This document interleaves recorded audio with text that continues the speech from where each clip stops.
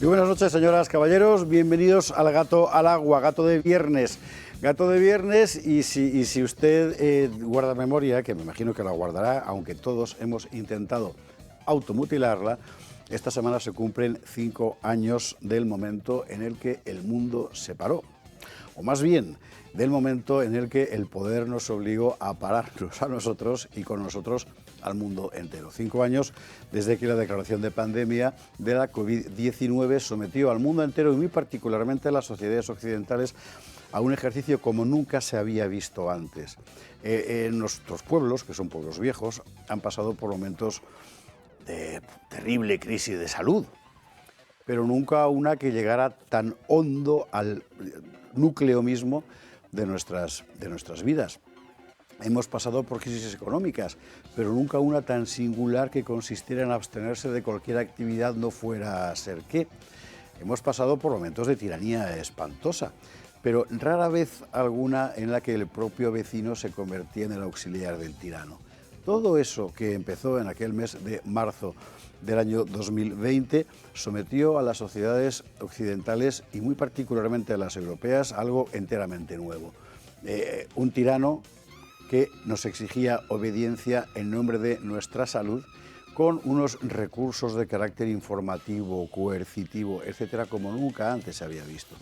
La propaganda siempre ha sido compañera del poder desde el Foro de Roma, por lo menos, antes también, pero nunca hasta el punto de que la propia reserva mental del ciudadano que lo estaba observando se convirtiera en delictiva. Eso es lo que pasó y muchísimas cosas más. Hoy sabemos que no era verdad aquella hipótesis absurda del triángulo pangolín murciélago chino primigenio, no era eso. Hoy sabemos que tanto la CIA como la inteligencia alemana avisaron a sus gobiernos de que indudablemente era un escape de un laboratorio de Wuhan y los gobiernos callaron y nos hicieron creer lo contrario. Hoy sabemos que las famosas vacunas no solo no prevenían contra la enfermedad, sino que tampoco impedían la transmisión. Hoy sabemos lo peor. Se sabía ya entonces, pero estaba prohibido decirlo. Hoy sabemos que el tratamiento masivo con respiradores a los enfermos de COVID era peor. También lo sabíamos entonces y estuvo prohibido decirlo, y por medio muertes y muertes y muertes, y unas economías colapsadas, y unos gobiernos que son unánimemente responsables, que utilizaron la emergencia sanitaria para someternos a todos a un experimento de control social como jamás antes se había visto. Yo sé que hay mucha gente que... Yo también, duele recordarlo, porque a nadie le gusta recordar que ha sido esclavo voluntariamente, claro. Pero mire, uno de los papeles fundamentales de cualquier trabajo de reflexión es mirar lo que ha pasado y tratar de entender por qué, muy fundamentalmente, para que no vuelva a pasar. Salimos más fuertes, decía la propaganda mentirosa de los gobiernos, no solo del español en aquel momento.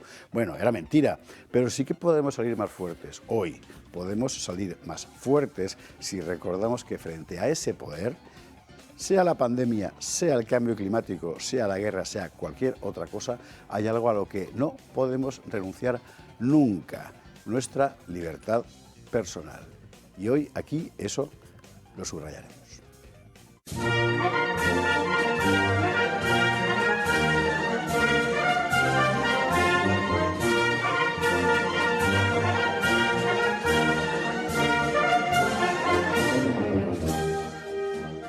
Gato de Viernes, Gato de Húsares. Hoy me estoy viendo usted aquí en este escenario que no es el habitual de la cantina de los viernes, pero enseguida averiguará por qué. De momento, en el menú de la cantina, ¿qué?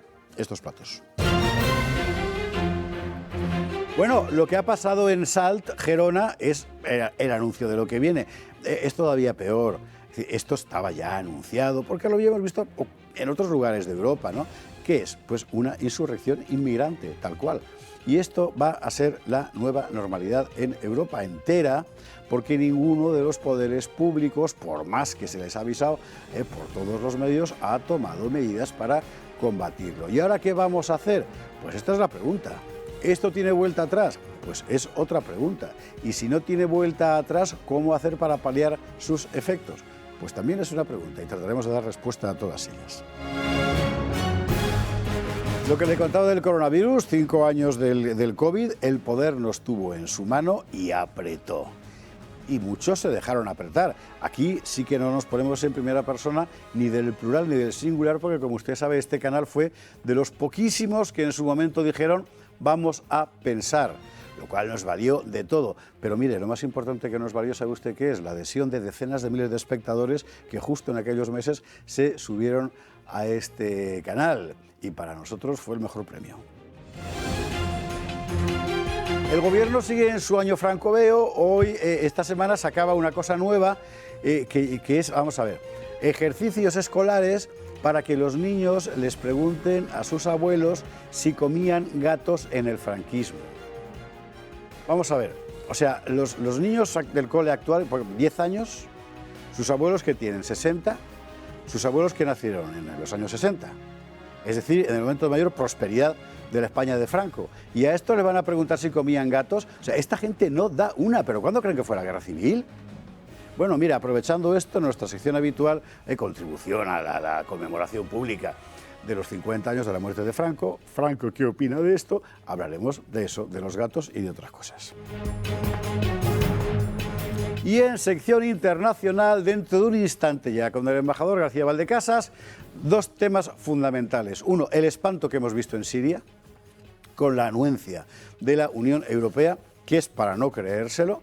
Dos, no lejos de allí, la incertidumbre sobre qué va a pasar en Gaza. Claro, nadie lo sabe, si es que Gaza aún existe. Y tres, lo que todo el mundo está pensando, la jugada de ajedrez larguísima, bueno, larguísima, ya veremos, entre Rusia y Estados Unidos para ver qué pasa en Ucrania, con dos espectadores que intentan meter allí, si no un alfil, por lo menos un peón, que son la propia Ucrania y la Unión Europea. Vamos a ver, ¿a qué carta nos quedamos? De momento lo que tenemos por delante es un programa de gasto masivo, que significa que usted, es decir, su bolsillo, va a ser sumergido en un programa de gasto masivo para enfrentarnos a un enemigo que es exactamente enemigo para quién. Bueno, todo eso dentro de un instante.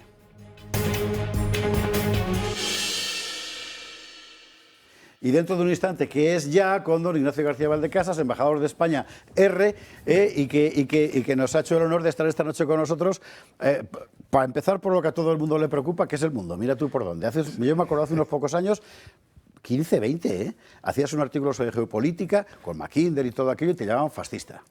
Porque Haushofer no sé cuántos. Ahora todo el mundo habla de geopolítica, aunque no sepa lo que es, pero da igual, ¿eh? Sí, y es lógico porque es la preocupación universal. Claro. Todo el mundo habla de geopolítica. Yo prefiero seguir hablando de política internacional. Pues sí, porque la geopolítica es otra cosa. Un poco Claro. más prudente. Sí, efectivamente, estamos en un momento de transición importante. Tú has sacado los dos temas fundamentales, el tema que lo que está ocurriendo en Oriente Medio y lo que puede ocurrir en Ucrania, y luego el marrón que se nos está cayendo encima sobre el incremento del gasto militar, gasto de defensa, gasto en seguridad, llámeme como se quiera, en el fondo es lo mismo, que me parece a mí una aventura enloquecida, descabellada, ¿no? Claro, no sabría muy bien por dónde empezar, pero yo quizá empezaría, dado que tú conoces muy particularmente bien la zona de Oriente Próximo, precisamente Adelante. por ahí, ¿no? Es decir, Adelante. Lo que esta semana hemos visto en Siria es particularmente doloroso, además, porque muchas voces lo habían advertido. Bueno, pero estáis entregando el poder a un grupo yihadista, a pesar de lo cual te llamaban fascista por decir eso. Pero es que eso ni es la primera vez, ni la segunda, ni la tercera. Pasó ya con el ISIS, y no sabemos si es y tampoco estamos convencidos de que sea la última. No, empezó en Afganistán. O sea, Bueno, es verdad. Empezó en Afganistán. Hay que remontarse al principio. Remontó a Afganistán cuando Estados Unidos y algunos otros países occidentales consideraron que valía la pena crear o recrear el yihadismo o el wahabismo para luchar contra el ejército rojo en Afganistán. Pero luego eso se repitió en Irán, donde estableció su cuartel general Khomeini para derrocar y echar al Shah en el momento que había empezado un programa de occidentalización, pues en París, donde se refugiaron los hermanos musulmanes que huían de Egipto después de haber intentado subvertir el orden, el terrorismo, etcétera, en Londres. ¿Quién echó a Saddam Hussein, que era un valladar contra el yihadismo? O sea, la ayuda de Occidente al yihadismo es es una constante desde los años 70 hasta antes de ayer. Y el último caso, pero ha habido muchos otros que he citado y otros que no nos vamos a detener. El caso de Siria. Desde que empezaron las revueltas, yo estaba entonces en Sudáfrica y no lo entendía bien, y veía el dinero que de los Emiratos Árabes para promover las revueltas contra Bashar al-Assad, que no era un angelito, ni mucho menos, era un tirano sanguinario, pero bueno, en esa zona es lo que suele haber. Pero claro, luego lo que ya empezamos a ver era la ayuda de Occidente a través de Turquía a las bandas yihadista, a Al-Qaeda en concreto. Primero se le cambió el nombre Al-Nusra y después a HTS. Una periodista americana libanesa, no me acuerdo el nombre, lo denunció en televisión. Le amenazaron. Salió en directo a decir que le estaban amenazando y al salir del estudio murió en un fatal accidente de automóvil. Otro día te diré el nombre para que lo recuerdes, lo tengo apuntado en esa agendita roja que yo utilizo. Y entonces, bueno, pues ha ocurrido. Hemos ayudado al yihadismo de Al-Qaeda a tomar el poder en Siria y lo que ha ocurrido después pues era previsible. Vamos a ver, no cabe pensar, porque sería absurdo, por ingenuo, que es que los poderes occidentales sienten una suerte de fervor ideológico, de simpatía ideológica con el yihadismo. Evidentemente no es eso. La impresión que da, a mí siempre me recuerda aquello que hacía Alfonso X el Sabio con los benimerines, que mandaba a Guzmán el Bueno con una facción mientras pagaba a la otra para que entre sí se enfrentaran y se aniquilaran. La impresión que me da es que a lo que ha estado jugando Occidente en general y Estados Unidos de forma muy particular en el escenario próximo oriental es a que allí no pueda surgir ningún orden. Sí, y fomentar un desorden perpetuo. También lo que decía el general Wesley Clark cuando el día que se jubiló y pasó por el Pentágono a despedirse, y uno de los generales, colaboradores suyos, le llamó en privado diciendo que estaba el plan para destruir o hacer la guerra en 7 estados para eliminar cualquier amenaza en relación con Israel. Y esos 7 estados, pues ya solo queda, de esa lista solo queda Irán, el Líbano, Siria, Sudán, Somalia, Libia e Irak. Y ya solo queda Irán. Entonces, bueno, eso también se anunció, también se supo con antelación. La semana que viene organizan en Bruselas, o en Estrasburgo, no sé dónde, creo que es en Bruselas, la conferencia de donantes internacionales para ayudar al régimen sirio. ¿Se puede decir que es una indecencia? Pues no lo sé, pero Siria ya definitivamente se ha convertido en un estado fallido, no recuperable, no hay marcha atrás en un plazo de una generación, una generación como mínimo. Como Libia. Tenemos como Libia, pero con más divisiones, porque tenemos el sur que va a ser ocupado por Israel. Va a ser ocupado Israel con la bendición de la comunidad internacional, entre comillas, porque creemos que la comunidad internacional somos la OTAN. No, la comunidad internacional es otra cosa, lo que pasa es que la OTAN pues, impone, con Estados Unidos hasta ahora, pues imponía su criterio. El norte va a estar controlado por Turquía, una parte, y los kurdos por otro, y parece que se pueden entender ahora a raíz del acuerdo con Öcalan. En el nordeste, los pozos de petróleo sospechosamente siguen bajo el control norteamericano, que ha estado haciendo un gran negocio pues desde el año 2, desde el tiempo de Obama, pasándole, por lo visto, vendiéndole el petróleo a un precio bastante satisfactorio a Israel. Y queda la zona costera, donde posiblemente permanezcan las 2 bases militares rusas y los alauíes, que es la secta de Bashar al-Assad, que estaba en el poder, a mitad de camino entre el chiismo, el sunío, con algunas influencias cristianas, y donde se han producido, donde han empezado a producirse las matanzas. Porque en todos estos procesos, los más perjudicados, curiosamente, son los cristianos, siempre. Los cristianos de Oriente Medio. Es decir, nosotros, la OTAN, países cristianos, hemos puesto en marcha una serie de movimientos que como resultado más importante ha sido la destrucción de las comunidades cristianas en Oriente Medio. En el caso de Irak, pues fueron las comunidades que estaban allí desde el tiempo de Jesucristo y que seguían hablando, las únicas que seguían hablando y haciendo los servicios religiosos en el mismo idioma que hablaba nuestro Señor Jesucristo. En arameo. En arameo. Y ahora, bueno, pues después de de Irak, después de Egipto, después de Libia, pues ahora tenemos los cristianos de Siria, junto con los, en este caso no solos, sino junto con los alauíes que también están en esa zona costera y montañosa. Bien, ya tenemos ahí un escenario irrecuperable. Va a ser irrecuperable durante mucho tiempo y además estará en permanente conflicto, que será de baja intensidad porque nadie tiene recursos para hacerlo de alta intensidad. Ni recursos ni interés tampoco. Bien, vamos al sur, el asunto de Gaza. Usted sabe que el embajador García Valdecasas conoce particularmente bien este asunto porque una de sus visiones diplomáticas más importantes fue precisamente allí, con Palestina, ¿no? Y podría dar lugar a innumerables discusiones. Vamos a tratar de sintetizarlas, pero desde mi punto de vista es incomprensible lo que hizo Hamas. Era una forma de condenar a toda la causa palestina en general y someter al pueblo palestino a una suerte de señalamiento. Esto es indefendible.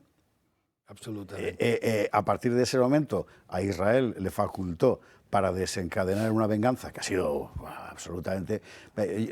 Odio la palabra desproporción, porque en la guerra nunca puedes hablar de proporción, pero ha sido una venganza que literalmente ha ido contra Gaza, contra la propia existencia de Gaza. El asunto está en los dos tribunales internacionales. Claro. En el Tribunal Internacional de Justicia, la causa por genocidio, y en el Tribunal Penal Internacional, la causa contra Netanyahu, contra el ministro Galán de Defensa y contra los líderes de Hamas por delitos de guerra y de lesa humanidad y contra genocidio en el Tribunal Internacional de Justicia, que eso sí, tardará años en conocerse la sentencia y el resultado de estos procesos, ¿no? El resultado ha sido una Gaza irrecuperable, o sea, es un mundo destruido, un espectáculo absolutamente siniestro con el intercambio de rehenes por parte de Hamas, que parece que son los únicos que están contentos con lo que ha pasado, pero yo de verdad alucino.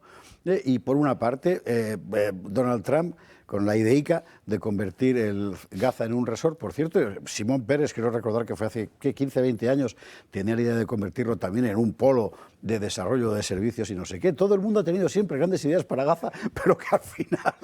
Sí. No, yo quiero creer que dentro de la locura de Trump y de su extravagancia, de su impredecibilidad y predictibilidad, no se cree lo de Gaza.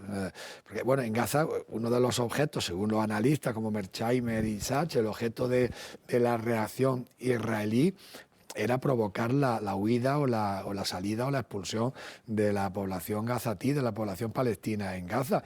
Porque además luego hay ya pruebas de que los servicios de inteligencia israelíes sabían que se preparaba algo muy fuerte. No lo digo yo, lo dijo el New York Times.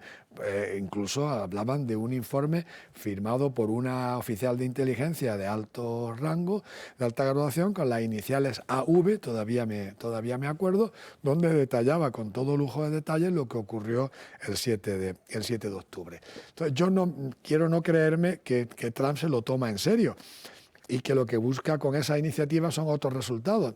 Y algunos de esos resultados ya los ha conseguido. Ya hay no solo algunos países árabes, sino también países islámicos no árabes que ya han manifestado su intención de participar y de contribuir financieramente a la reconstrucción de Gaza.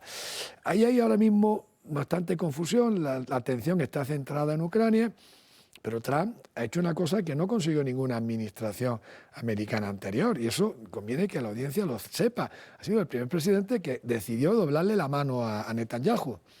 Y envió a Steve Witkoff, un judío de negocio inmobiliario, amigo y colega de Trump, que estaba en las negociaciones del alto el fuego en Doha y que llamó a Tel Aviv diciendo que mañana viernes por la tarde voy a ir para que el primer ministro Netanyahu firme el alto el fuego. Y dijeron que el viernes por la tarde ya había empezado el Sabbat y que no era oportuno que fuera en esos momentos a ver al primer ministro. Y Steve Witkoff, eso está comprobado por varias fuentes, dijo que no estaba pidiendo permiso, que estaba anunciando que iba, y que iba a ir en avión suyo de Estados Unidos, que no iba a pedir sobrevuelo y que del aeropuerto iba a ir directamente al despacho de Netanyahu. Netanyahu fue ese viernes por la noche a Netanyahu, le enseñó el papel que tenía que firmar. Netanyahu empezó con su historia de siempre y Steve Witkoff un agente inmobiliario de alto nivel millonario, le dijo que no venía a discutir con él ni a negociar con él, sino que venía a decirle que firmara y que le indicaba la esquina donde debía de firmar. Entonces, ¿qué ocurre ahora? Ha terminado la primera fase. Netanyahu ha dicho que no quiere pasar a la segunda fase. Y Hamas dice que él, si no pasan a la segunda fase, pues no hace absolutamente y detiene... ¿La segunda fase cuál es? La segunda fase es seguir con la entrega de rehenes, pero también con el comienzo de la retirada de las tropas israelíes. Netanyahu lo que quiere es que se entreguen los rehenes, pero no cumplir el resto de la segunda fase. Entonces, por un lado tenemos que la administración americana le ha mandado enormes cantidades de bombas gigantescas al gobierno de israelí, bombas que solo sirven para destruir poblaciones y matar civiles, y como se ha visto, no sirven para eliminar a los miembros a los terroristas de Hamas. Pero por otro lado, Netanyahu tampoco ha cumplido las amenazas, ha cumplido alguna de las amenazas, que es quitarle la electricidad y cortar en parte el ingreso de ayuda humanitaria. Y no sabemos qué está ocurriendo en las conversaciones entre Steve Witkoff y el gobierno israelí. Yo ahí estoy en un compás de espera, a la espera de tener un poco más información de lo que está ocurriendo de verdad en Gaza, y sobre todo y luego además hay novedad, algo absolutamente novedoso que no se había visto nunca, que los Estados Unidos han reconocido que están en conversaciones y en contactos directos con Hamas. El pragmatismo de Trump, desde luego, es indiscutible, y fue el que se sentó con los talibanes en el Golfo Pérsico para pactar la salida de Estados Unidos de Afganistán, que luego él la fue retrasando hábilmente para que el marrón se lo comió Biden enteramente, sí. Se lo comiera enteramente Biden. Y eso nos lleva a Ucrania. Exactamente, esto nos lleva a Ucrania porque es la mesa. Porque Trump lo que no quiere es comerse el marrón que la dejó Biden. Claro. Entonces está haciendo todo lo posible porque la paz sea el resultado de su gestión y no el resultado de lo que ocurra en el frente militar. Porque si se espera a ver el resultado de lo que ocurre en el frente militar, parece ser, yo no soy un experto militar, pero los expertos militares lo dicen, que la victoria de Rusia es inevitable a corto o medio plazo. Y el medio plazo no es muy lejano plazo, y estamos viendo que por lo visto ha caído, aunque todavía no, las fuentes occidentales no lo han confirmado, ha caído el frente ucraniano en el enclave de Kursk, que primero se convirtió en una bolsa porque los rusos consiguieron atravesar las filas ucranianaas a través de un oleoducto bajo tierra. Ha sido una operación extraordinaria. 15 kilómetros de oleoducto. 15 kilómetros reptando como lagartos. 1,45 de alto. En un oleoducto para sorprender a las tropas ucranianas por detrás. Yo no sé si ese habrá sido un golpe definitivo o no, pero parece ser, y Putin lo ha visualizado vistiéndose, que diríamos hoy, vistiéndose de Zelensky, para ir a visitar a las tropas rusas en el frente y darle ánimo, y por lo visto pues el frente ucraniano en Kursk ha colapsado. Entonces, Trump, yo interpreto que Trump hace todo esto porque lo que no quiere es que el marrón le caiga el marrón de la derrota, y prefiere una mala paz o una paz que no sea perfecta antes que esperar a la victoria de Rusia. Y aquí es donde entran eso que aún se llama Europa y que es francamente difícil definir, porque por una parte está Canadá, cuya cualidad europea es, en cuanto a origen y tal, pero ya me contará usted. Por otra parte está el Reino Unido, que no forma parte de la Unión y sin embargo ha querido asumir un cierto liderazgo. El liderazgo militar parece que lo coge Macron, pero Francia siempre ha apuntado a los intereses franceses. Sus enemigos no tienen por qué ser, ¿verdad?, los del resto de los países bálticos. Los países que siempre ha considerado por razones geográficas elementales a Rusia como su enemigo están divididos, es decir, los países bálticos lógicamente están aterrados y es perfectamente comprensible, pero para Polonia el hecho de que los americanos se vayan es suicida. Suicida. Para los húngaros no tiene ningún sentido todo este follón cuando el enemigo lo tienes no lejos, sino al otro lado, y no ves la razón por la cual tienes que provocar su enemistad. Aquí hay una cosa que mucha gente lo va a malinterpretar, yo lo siento, pero en fin, sé que otra mucha gente no por los correos que recibimos. Tiene mucho sentido declarar a alguien como tu enemigo antes de estar preparado para hacerle frente. Bueno, es que ya me has dado ha sido directamente al final de lo que yo quería. Cuéntamelo. Vamos. No. Entre las múltiples formas de explicar, en mi opinión, que la amenaza rusa no es una amenaza real, sino más bien supuesta. La última, que confirma el análisis, que si quieres lo podemos hacer después, es la actuación del Consejo Europeo. Si tú de verdad crees que tienes una amenaza inminente, una amenaza real, y además sabes que no estás preparado para enfrentarla, lo último que vas a hacer es decir públicamente que te sientes amenazado y que eres incapaz de defenderte. Porque si haces eso y vuelve Metternich o Talleyrand, lo que irían ir al juzgado de guardia a pedir la incapacitación legal de todos los miembros del Consejo Europeo. Pero no, el Consejo Europeo no son incapaces legales y lo han podido hacer impunemente, sin poner en peligro la seguridad de la Unión Europea y sus Estados miembros, porque saben perfectamente que esa amenaza no existe. Y lo que están utilizando es la amenaza para que pase entre las opiniones públicas la necesidad de gastarse hasta un 5% de nuestro PIB en defensa, en armamento, en seguridad, llámale aquí, que me parece una operación absolutamente enloquecida, por muchísimas razones. Para que nos hagamos una idea, cuando la Unión Europea durante 30 años dio una gran ayuda económica a España, indudable, el año que más dio, 2003, fueron 8.000 de saldo positivo para España, 8.000 millones de euros, el 1% de nuestro PIB de entonces. Vamos a gastarnos cada año 5 veces esa cantidad, que hoy además, por el efecto del aumento y de la inflación, hoy el 1% serían 16.000 millones y el 5%, 80.000 millones de euros cada año en armamento y en defensa, si cumplimos lo que ha decidido Bruselas, porque ahora lo exige Bruselas, es lo que se oye en todas las televisiones. Entonces, claro, el presupuesto de la Unión Europea, el total, política agrícola común, investigación, ayudas, todo, es el 1,25% de la suma de los PIB de los 27 Estados miembros.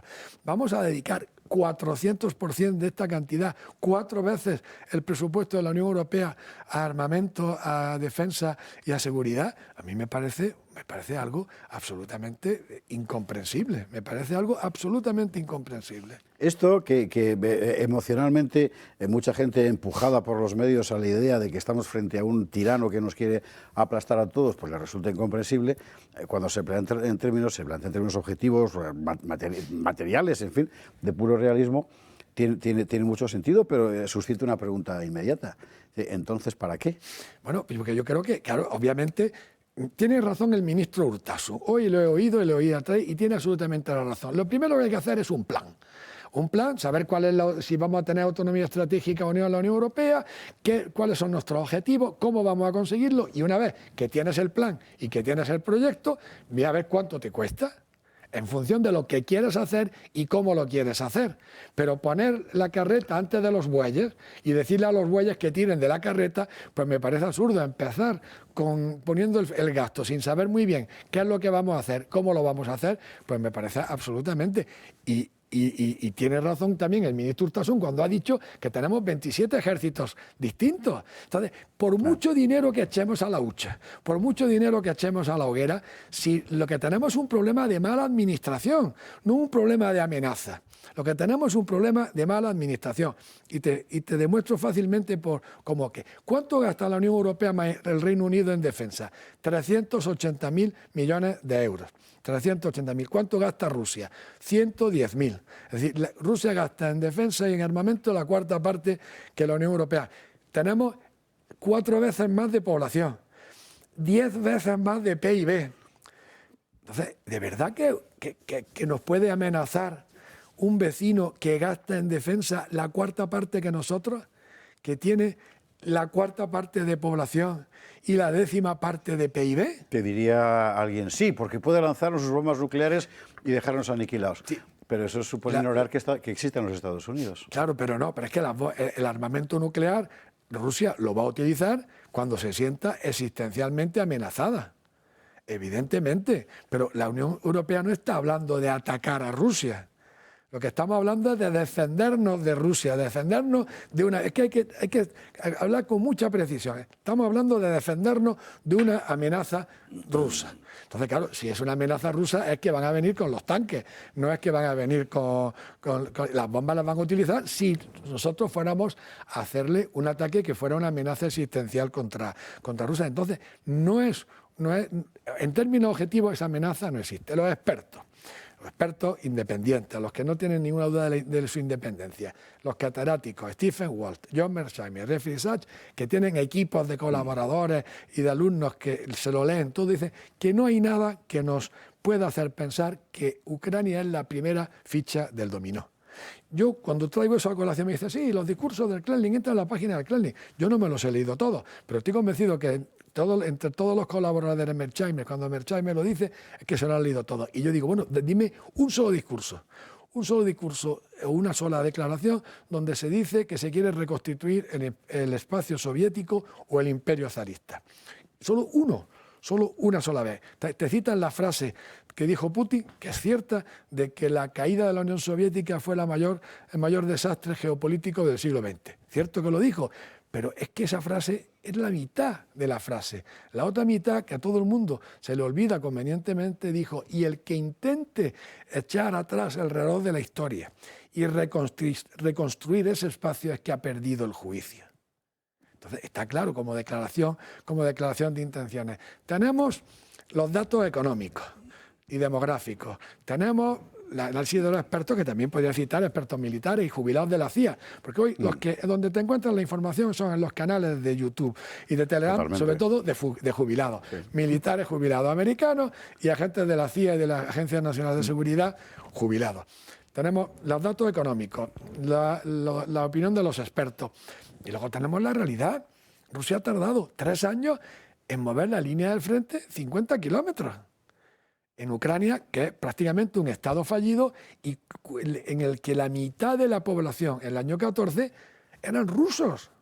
No es que eran prorrusos o rusófonos, eran rusos. ¿Se sentían ucranianos? Bueno, sí, pero se sentían sobre todo rusos. Y yo tengo amigos y matrimonios mixtos que algunos de ellos esos matrimonios saltaron por los aires, lógicamente a raíz de la guerra, donde los que eran del Donbass, pues eran los rusos que allí puso Catalina la Grande, cuando conquistó ese terreno hasta Odessa, hasta la desembocadura del Danubio, al final del siglo XVIII, y se lo conquistó nadie más que a los turcos, a los tártaros y a los mongoles. Y los despobló y la pobló con rusos. Entonces, bueno, son demasiados argumentos que desmontan la amenaza. Y si luego conoces lo que ha pasado en Ucrania, la guerra de Ucrania, y conoces la lista de mentiras, que yo empecé a hacerla aquí hace un mes, sí, y le hicimos en 2 sesiones la lista de mentiras sobre la que se ha montado la guerra de Ucrania, pues claro, entienden muchas cosas, pero claro, el lenguaje continuo en los medios clásicos y masivos o tradicionales de comunicación, sea prensa escrita, digital o audiovisual, pues ha terminado calando. Y hoy la población, aparte que no ha habido ninguna manifestación de pacifismo en esta guerra por primera vez en la historia de Europa, como vimos en Irak o veíamos en Vietnam, yo todavía me acuerdo, no ha habido ninguna muestra de pacifismo, está convencida en gran parte la opinión pública europea y española también en la necesidad de armarse, de rearmarse y de percibir una cierta amenaza por parte de Rusia. Y todos los datos objetivos y los expertos van por otro camino, pero yo seguiré siendo la voz que clama en el desierto. Y no soy el único, No soy el único. No es el único, y aquí tienes no un desierto, sino un oasis para clamar. Ignacio, bueno, pues si a usted está media hora, dice, ya, media hora. Y lo que queda por hablar, pero bueno, me parece que hemos tocado puntos fundamentales que si no en la seguridad, por lo menos en la esperanza de poder volver a tocarlos. Y luego que todo esto se haga sin pasar por el Parlamento. Bueno, eso ya es. Y que eso lo decide Bruselas y dice, lo exige Bruselas. Lo que se oye en la prensa lo exige Bruselas. Pero ¿quién será Bruselas? Y sin pasar por los parlamentos nacionales. Bueno, ya eso ya sería la confirmación de la teoría de Emmanuel Todd de que estamos pasando rápidamente de un sistema democrático qué gran tema. a un sistema Pues oligárquico. mira, tema para la próxima conversación, esa precisamente, porque me da la impresión de que a lo que estamos asistiendo es a la destrucción de la democracia europea como la conocíamos hace solo 10, 15 años y su transformación en otra cosa. Si los dineros no se van a decidir en el Parlamento, entonces, ¿qué es lo que se va a decidir en el Parlamento? Ignacio, gracias mil. A vosotros. A disposición Bueno, de la vámonos audiencia. a la publicidad y a la vuelta vienen Fernando Paz, Pedro Fernández Barbadillo, Paco Álvarez, Jesús García Conde. Vamos a ver, y además van a querer hablar de esto también, claro, pero sí que es el tema de nuestras vidas en este momento. Pausa para la publi y enseguida. 7 millones de personas viven en nuestro país con artrosis, una enfermedad degenerativa que va desgastando el cartílago de las articulaciones, produciendo dolor e inflamación. Aunque es una patología que no tiene cura, existen 3 tratamientos muy novedosos para tratar sobre todo el dolor que es tan incapacitante. Uno de ellos son los guantes de Relax Quanti Nanotex. En sesiones de 20 minutos ofrece los tratamientos más innovadores recomendados por los reumatólogos para las personas con artrosis de manos sin tener que moveros de casa. Para los que lo tenéis localizada en la rodilla, la solución es la rodillera, que utiliza ondas de radiofrecuencia que genera el calor y disminuye el dolor, permitiendo recuperar la movilidad. Y por último, este cinturón para aliviar el dolor en la zona dorsal y lumbar, gracias a una combinación de láser dual, infrarrojos, calor local y masaje por vibración. No lo dudes, llama al 900-730-122 y di adiós al dolor de manos, rodilla y ahora también de la zona lumbar.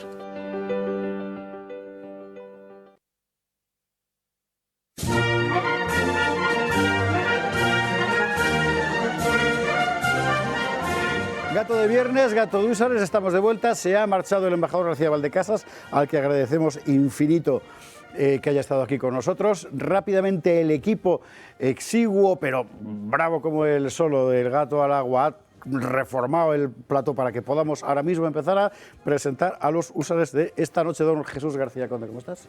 Pues muy bien, buenas tardes, con un pie solo en esa tanda de penaltis eterna que es la política española, donde tanta norma absurda te puede echar de la competición.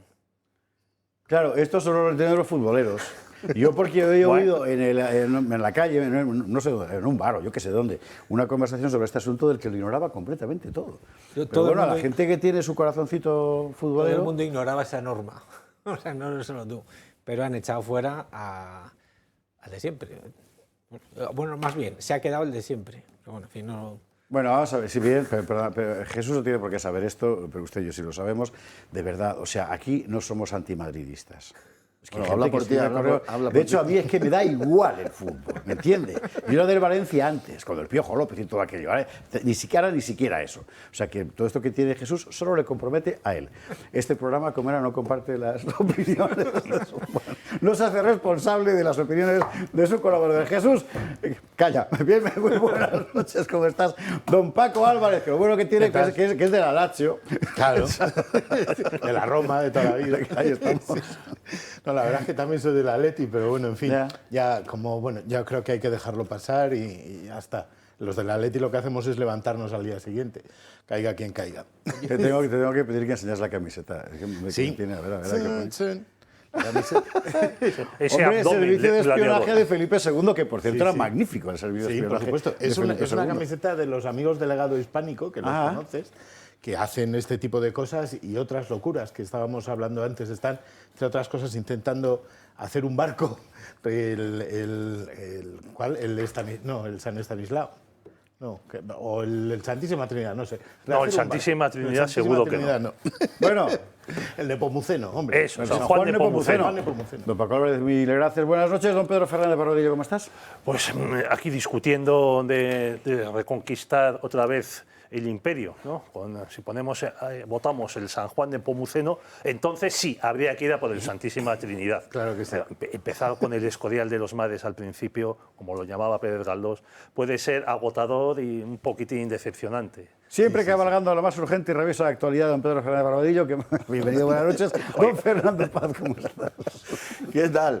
Pues nada, me estaba acordando al hilo de lo que se comentaba, que allá por los años 50 Indro Montanelli, en su Historia de los griegos, Historia de Roma, terminaba esta diciendo, más o menos traduzco, ¿a dónde hemos llegado que hoy, cuando en Italia se grita Aupa Roma, se refieren a un equipo de fútbol? Qué bueno. ¿No? Gran tipo, Montanelli. Gran tipo Montanelli, un tío curioso. Maestro de Sí. periodistas. Además, escribía muy entretenido. Fantástico. El periodista es estado puro. Y estuvo en España. Sí, señor. En la Guerra Civil. En la Guerra Civil. Y no en el bando de los buenos. Los buenos de hoy. Oh, sí, bueno. De los buenos de hoy, ¿quieres decir? ¿De los buenos de entonces o de los buenos de los buenos de antes? Ya, bueno. Que ahora son los malos. Montanelli, si usted encuentra por ahí algo suyo, cómprelo y léaselo. O sea, es divertidísimo. Sí. Y además es muy interesante porque es una escritura tan ágil que, aunque sea una traducción del italiano al español, se lee solo. Sí. Es que parece que está escribiendo en español, es una cosa maravillosa. A mí me sedujo, perdóneme usted por lo que voy a decir, pero bueno, aquellas entrevistas que hacían antes, que el cuestionario Proust, que llamaban, nunca he sabido muy bien por qué, que eran preguntas no sé qué, el pecado que le inspira más indulgencia, ese tipo de cosas, cuando le preguntaban cómo le gustaría morir, contestaba violentamente. Y la verdad... sabia respuesta. ¿Sabes quién era una experta en ese cuestionario? Pues una persona que ya no está aquí, pero, o sea, está en este mundo, pero quiero decir que no está ya en esta casa, pero que estuvo muchos años. Rosa Cuervas. Sí, señor, efectivamente. Le encantaban estas cosas. Beso enorme para Rosa Cuervas y para Luis también, para los dos. Bueno, la urgente y rabiosa actualidad, mal que nos pese, no son los barcos de Felipe II, que ya quisiéramos, ¿verdad?, sino el hundimiento, lento hundimiento de la sociedad española, Mucha gente piensa que no es lento, pero sencillamente porque ha empezado a mirar hace poco. Cuando has empezado a mirar hace 10 años, ves que ha sido lento y ahora se va a acelerar. Y el primer síntoma, desde mi punto de vista, es innegable, en fin, ahora lo discutiremos, es lo que ha pasado en Salt, provincia de Gerona, que es una insurrección inmigrante. Es esto, no tiene otro nombre. Lo veíamos esta semana, nos lo va a recordar Miguel Gutiérrez. El multiculturalismo ha llegado demasiado lejos. La localidad de Salt, en Gerona, da fe de ello. El lunes, 250 inmigrantes encapuchados trataron de asaltar la comisaría de los Mossos d'Esquadra. La turba atacó al cuerpo policial autonómico en respuesta al desahucio de un imán y de su familia el pasado viernes. Llevaban 5 años sin pagar el alquiler. A pesar de ello, el ayuntamiento, en manos de Esquerra Republicana, se posicionó en contra de este desalojo exprés, entre comillas, y ofreció alojar al imán inquiocupa en un hostal de forma temporal. Pues bien, el lunes, el imán y otros 2 individuos ocuparon el piso forzando la puerta y fueron desalojados inmediatamente por los Mossos. Fue entonces cuando se desató la violencia frente a la comisaría con el lanzamiento de piedras y enfrentamiento directo con los agentes. La comisaría tuvo que pedir refuerzos. Desde entonces, el municipio se ha convertido en una ciudad sin ley. El segundo episodio de disturbios tuvo lugar el martes por la noche. Un centenar de personas se congregaron sin previo aviso frente al consistorio para protestar por el desalojo del imán. A la protesta se sumaron grupos violentos que atacaron una vez más a la policía, que hacía un cordón de seguridad frente al ayuntamiento. Los inmigrantes destruyeron todo a su paso en las calles. La violencia duró unas 2 horas en esta ocasión y se saldó con 6 detenidos y un mozo de escuadra herido. Los violentos incluso se jactaron en redes de haber puesto en jaque a las fuerzas de seguridad. Pero la policía cree que son reyes del mundo, no sé qué, nos quieren coger a todos del palo. Bueno, pero yo no he hecho nada, me quieren coger. También piensa, pero mira todo lo que hemos destrozado, hemos cerrado las calles, bro. Y no lo han cerrado los polis, ¿eh? Es que ahora mismo no puede salir nadie sal. Nosotros sabemos saben por qué lo han hecho. Ya. Porque saben, esto es, os la voy a contar, quinta vez que me persigue la policía. Sigo sin entrar a la comisaría aún. Salt es un buen ejemplo del paisaje que dibuja el multiculturalismo. Un municipio de 32.500 habitantes con 12.400 inmigrantes, cerca del 40% de la población.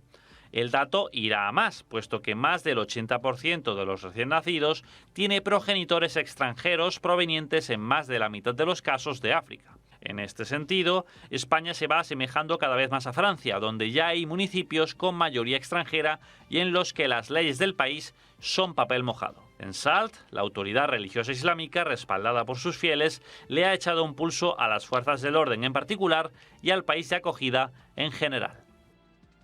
Y hasta donde sabemos, aunque no tenía derecho a ello, el Ayuntamiento de Salt ha resuelto conceder al imán, cuyo desahucio por ocupa había motivado todo esto, concederle, digo, una vivienda protegida. Hasta donde sabemos, eso informó ayer, usted sabe que aquí lo estuvimos comentando, Sergi Fabri, portavoz de Vox del Ayuntamiento de Salt, estuvo contándonos lo que ocurría, Y esta es la última hora, de momento, ahí a saber cómo. En todo caso, desde mi punto de vista, lo importante es el síntoma. Es que esto ya lo habíamos visto antes, hace 5, 7, 10 años, en la periferia de Bruselas, en la periferia de París, etcétera. Ahora ya está en España. Fernando, Pedro... Bueno, a mí que estén los inmigrantes, estos africanos, asaltando comisarías catalanas, no me sorprende, porque el asalto a comisarías vascas suele ser en muchos pueblos vascos el final de las fiestas. Esto se ha estado haciendo de manera impune, incluso comisarías de Archancha, digo, o sea, no de la Guardia Civil, comisarías de Archancha. Y bueno, lo que te muestra es la impunidad que hay en España para este tipo de delincuentes, para los que no les pasa absolutamente nada, aunque estén perfectamente identificados y en este caso pues salgan en vídeos presumiendo de sus hazañas. Llevamos, pues en el caso vasco, pues 40 y tantos años en el que la ley no se cumple, la policía no se sabe para qué está, bueno, sí, para poner multas de tráfico o similares, y los políticos lo que te dicen es que esto no es un problema y que no hay que legislar nunca en caliente. Es un panorama prototípico, una alcaldía en manos de Esquerra, Sí. con lo cual pues acogen con entusiasmo estas riadas de muchachos para instalar el multiculturalismo. De nuevos catalanes. Y de gente que, bueno, pues que está cometiendo este tipo de cosas, pero que es muy bueno, no que suceda, sino que estas cosas den ese salto cualitativo, porque nos enfrentan con una realidad que, como ha dicho Esparta, pues se está produciendo en toda Europa, estamos avisados y, sin embargo, no hacemos absolutamente nada por evitarlo. Y además, esto se está extendiendo a otras localidades, ha habido algunos conatos también en otros lugares de Cataluña, a imitación de este asunto, aunque no ha llegado a tanto ni mucho menos, pero esto, que lo que representa es el primer surgimiento ya de un modo abierto de lo que es una no-go zone, o sea, un sitio al que no se puede ir, un sitio donde ellos han instalado una especie bueno, casi diríamos de microestado, es difícil llamarlo así porque lo que impera sobre todo es el desorden, pero nos aboca a un panorama que al menos ha saltado a los medios de comunicación y que, bueno, pues nos sirve de aviso y nos hace prever lo que puede pasar. A partir de ahí, todas estas cosas son las que han prolongado una cierta reacción social, porque se ve que las informaciones al respecto de este asunto no son infundios de la ultraderecha, sino que realmente esas cosas pasan. Ahí quería yo apuntar, cuando señalaba Fernando Paz que la cosa había saltado a los medios. Ha saltado a los medios porque había gente como Sergi Fabri en su casa con el móvil. Claro. Porque lo que estaban contando los medios era otra cosa distinta. Bueno. Era que, lo que pasa es que cuando ves las imágenes, al final no tienen más remedio que contar lo que de verdad pasa, ¿no? Así es. Y lo que de verdad pasa es esto. Así Bueno, es. Lo que significa al final es que el Estado se ha muerto.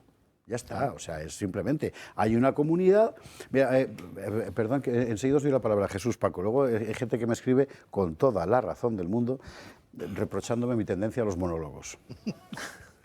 Pero es que hay una cosa aquí muy importante y es lo siguiente, el problema de la inmigración nunca es individual, siempre es colectivo. ¿Por qué? Porque en principio que venga gente a trabajar a tu casa no es un problema, salvo que esa gente que viene a tu casa considere que la casa es suya. Y entonces es cuando aparece un problema. Si esto, con gente que tiene una capacidad de integración fácil por la lengua, por la religión, etcétera, bueno, pues bien, es fácil hacerlo. Pero cuando tienden a crear una comunidad distinta es cuando no comparten contigo ni la lengua, y el catalán eso no lo va a solucionar, ni el sentido del pecado, ni el sentido del orden social. Entonces crean su propia comunidad y se convierten en un problema colectivo que no se puede resolver. Salvo que los eches, claro. Y es que esto se produce en el contexto, para explicarnos lo que está pasando, porque claro, decimos, es que el Estado no existe. Yo creo que es peor. Es que el contexto es el de un Estado que le hace la guerra a su nación. Sí, claro. O sea, es peor. Jesús, Paco, perdón. No, es eso. Quiero decir, es que han hecho una dejación de funciones el Estado hace mucho en Cataluña. Entonces, quiero decir, si ya no está el Estado, si la comunidad autónoma está no, al revés, a que vengan estos que por lo menos no son españoles. Si una señora de la CUP dice que es parte de la cultura catalana el que salgan por la noche y quemen contenedores, como lo ha hecho. Si tenemos un señor que es un imán, que no sabemos qué está diciendo en su mezquita, que seguramente se la hemos regalado y que probablemente, no lo sé porque no lo tengo confirmado, pero me han dicho que de lo que vive es de las ayudas sociales que reciben sus varias mujeres, pues Quiero decir, ¿a qué estamos jugando? Hemos visto el Ayuntamiento de Salt, no tiene la bandera española. De momento tiene la catalana. Ya veremos durante cuánto tiempo. Sí, es que esto que ha ocurrido en Salt es más allá de simbólico, porque está ocurriendo en muchos sitios, pero es importante el símbolo porque antes he hablado de que no tienen la misma concepción de pecado, hemos hablado antes de Roma, y hay que ver qué es lo que está haciendo la sociedad que está siendo invadida por estos señores, porque esto es una invasión. Y lo que está haciendo esa sociedad es tirar los símbolos que antes eran la piedra fundamental de esa sociedad. En Teruel el PP quiere Teníamos derribar. aquí el otro día a Alejandro Nolasco contándonos efectivamente la cosa de la Diputación Provincial de tirar la cruz de la peña de Albarracín. Y mientras que contamina, o sea, de verdad. Que tiene un pararrayos al lado. Y mientras Pablo Fernández, ex compañero al menos de bancada mía, al menos ahí él estaba en el grupo mixto, igual que yo, en el Parlamento de Castilla y León, decía que había que dinamitar la cruz del Valle de los Caídos. Ese era el símbolo de esta civilización. Yo había traído aquí 2 libros de otros símbolos.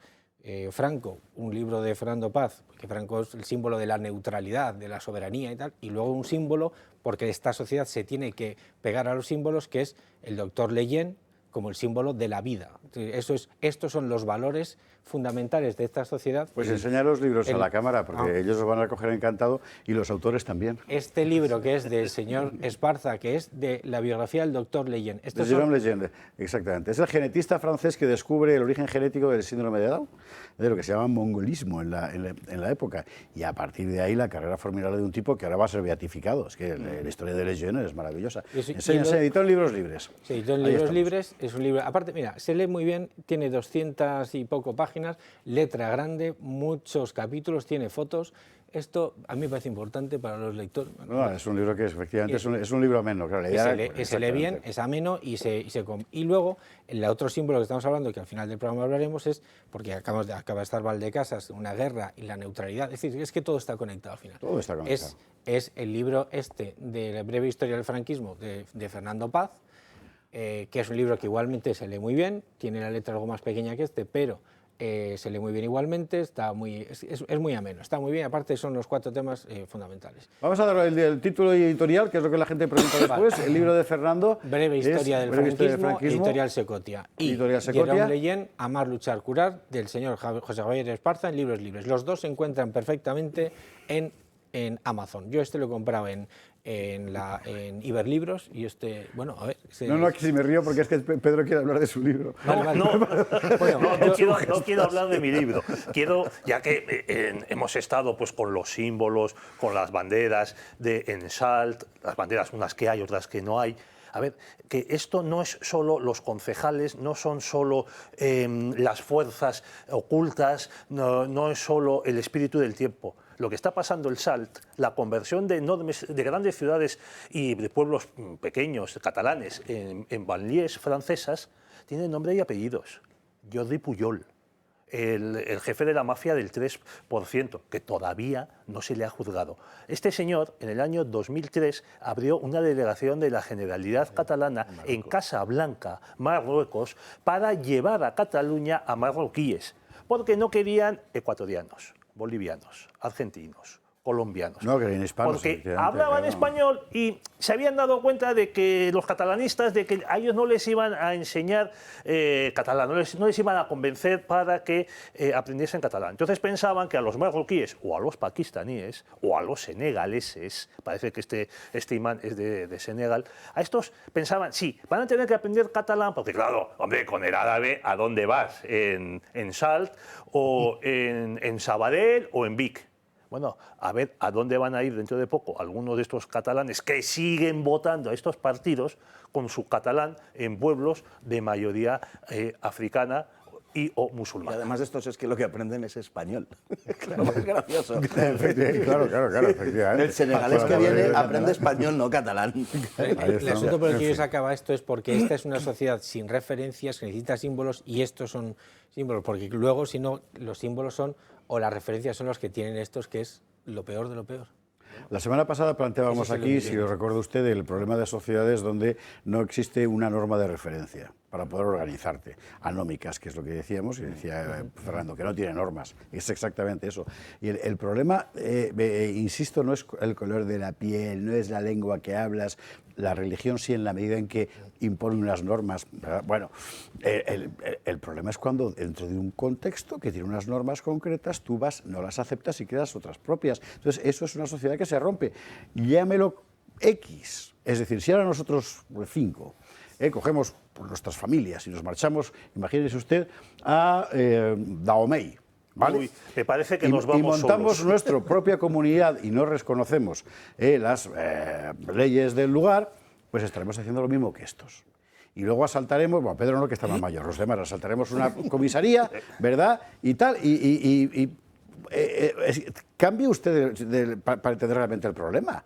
Es que las casas tienen paredes y tienen techos. O sea, las sociedades abiertas no existen. Es una metáfora, ¿verdad?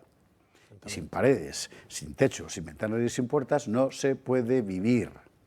No, pero es que el multiculturalismo, hay que insistir en esto, consiste en lo que tú acabas de decir exactamente. Es decir, no es un anuncio de Benetton, no es el mundo Benetton. No, es que unos señores llegan a un sitio y en un determinado territorio, en un determinado espacio, hacen abstracción absoluta de la legalidad, de las normas y de las costumbres allí existentes e imponen las suyas y viven conforme a las suyas. Es decir, es una superposición de culturas, no es el pluriculturalismo, tal, no sé qué, no, es otra cosa. Es decir, es que cuando vienen aquí y se constituye una sociedad musulmana, porque viene la suficiente cantidad de gente y se instala en un determinado sitio, imponen la sharia y la sharia es contrario al sistema, en nuestro caso, en fin, constitucional, tal, o al que fuere en cualquier otro caso. Es decir, es contrario, sí, porque ya veo a Jesús frotándose las manos diciendo que es contrario al sistema constitucional. Pero no se trata de eso.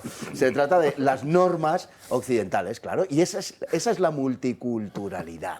Esa es la realidad de la multiculturalidad. El rollo del melting pot ya está muy superado. Absolutamente. No, aparte que hay otra cosa, que es que no es que ellos vivan con sus normas, es que ellos, ese 40% de SALT, le imponen sus normas al resto de la población, hasta que sean mayoría o hasta que toda la población asuma las mismas normas que tienen ellos. Ese es el problema. Bueno, es que decíamos, porque hemos empezado hablando de fútbol y precisamente... Volvemos al fútbol. Volvemos al fútbol como reflejo vivo de la sociedad. Volvemos al fútbol porque en las competiciones europeas se están deteniendo los partidos del fútbol por jugarse, en fin, por estar en la época de Ramadán, y cuando se hace de noche, como ya no se distingue el hilo blanco del hilo negro y todas estas cosas, pues separan los partidos de fútbol para que los que profesan la religión musulmana se hidraten y, en su caso, coman lo que sea preceptivo. Es decir, cuando nos han estado vendiendo durante un siglo largo de basura progresista, aquello de que la religión tiene que ser vivida en el ámbito del sagrario individual y hay que sacar a la religión de la sociedad, de las calles, del espacio público, resulta que ahora paramos los partidos de la Champions porque hay 3 musulmanes que tienen que beber y que tienen que comer. Toma ya. Es que no se referían a esta religión. Eso sí, eso es verdad. Es que se referían a otra. Es que ¿cuántas veces has dicho tú, Fernando, que la religión, que el cambio de paradigma, es decir, la intimidad, las cosas estas que luego ahora en junio se celebrarán, es lo que antes se vivía en privado y ahora se expande a las calles. Y la religión, que es una cosa, pero vamos, explícalo tú porque lo haces mucho mejor que yo, que era una cosa pública y ahora tiene que estar en el sagrario. Es que se ha cambiado todo. Claro, porque saben que así terminan con la religión. Es decir, cuando tú haces de la religión un ritual puramente privado, es decir, cuando deja de convertirse en aquello que nos liga, en aquello que nos une, pues lógicamente te has cargado la religión. Y es muy sintomático del hecho de que quieran darle la mayor publicidad al Islam y que quieran incluso que las normas islámicas nos afecten a todos, como sucede cuando se detiene un partido de fútbol porque un señor cumple con el Ramadán, porque lo que hace es que nos afecten a todos, pues lo que están mandando es un mensaje muy claro. Es decir, quieren sustituir una cosa por la otra. No digo de forma directa, pero es la consecuencia y desde luego están pensando sin duda ninguna en eso. Y todo lo demás que decías, perdón, es constitucional y sin embargo bueno. ¿Sabe usted qué pasa? Que esto priva a la gente de instancias de resistencia. Claro, estás enteramente en manos del poder. De tal forma que cuando viene sobre ti cualquier cosa, por ejemplo, un intento de tiranía, no tienes realmente ningún sitio desde el que resistir, porque has entregado toda tu voluntad al discurso oficial. Bueno, eso es exactamente lo que se puso de manifiesto. Y desde entonces no ha dejado de ponerse de manifiesto hace ahora 5 años, cuando se declaró la pandemia por la COVID-19, que desde mi punto de vista ha supuesto un cambio enorme en las sociedades occidentales, porque demostraron lo fácil que es implantar una tiranía y, sobre todo, lo fácil que es hacerlo sin que la gente lo acepte, sin que se acepte, sin que lo vea, sin que se levante, sin que se resista. Las tragaderas. Publi, y a la vuelta de la Publi vamos con esta conmemoración. Aquí hay conmemoraciones. Y aquí además tenemos un señor que escribió un libro sobre el asunto, así que sí.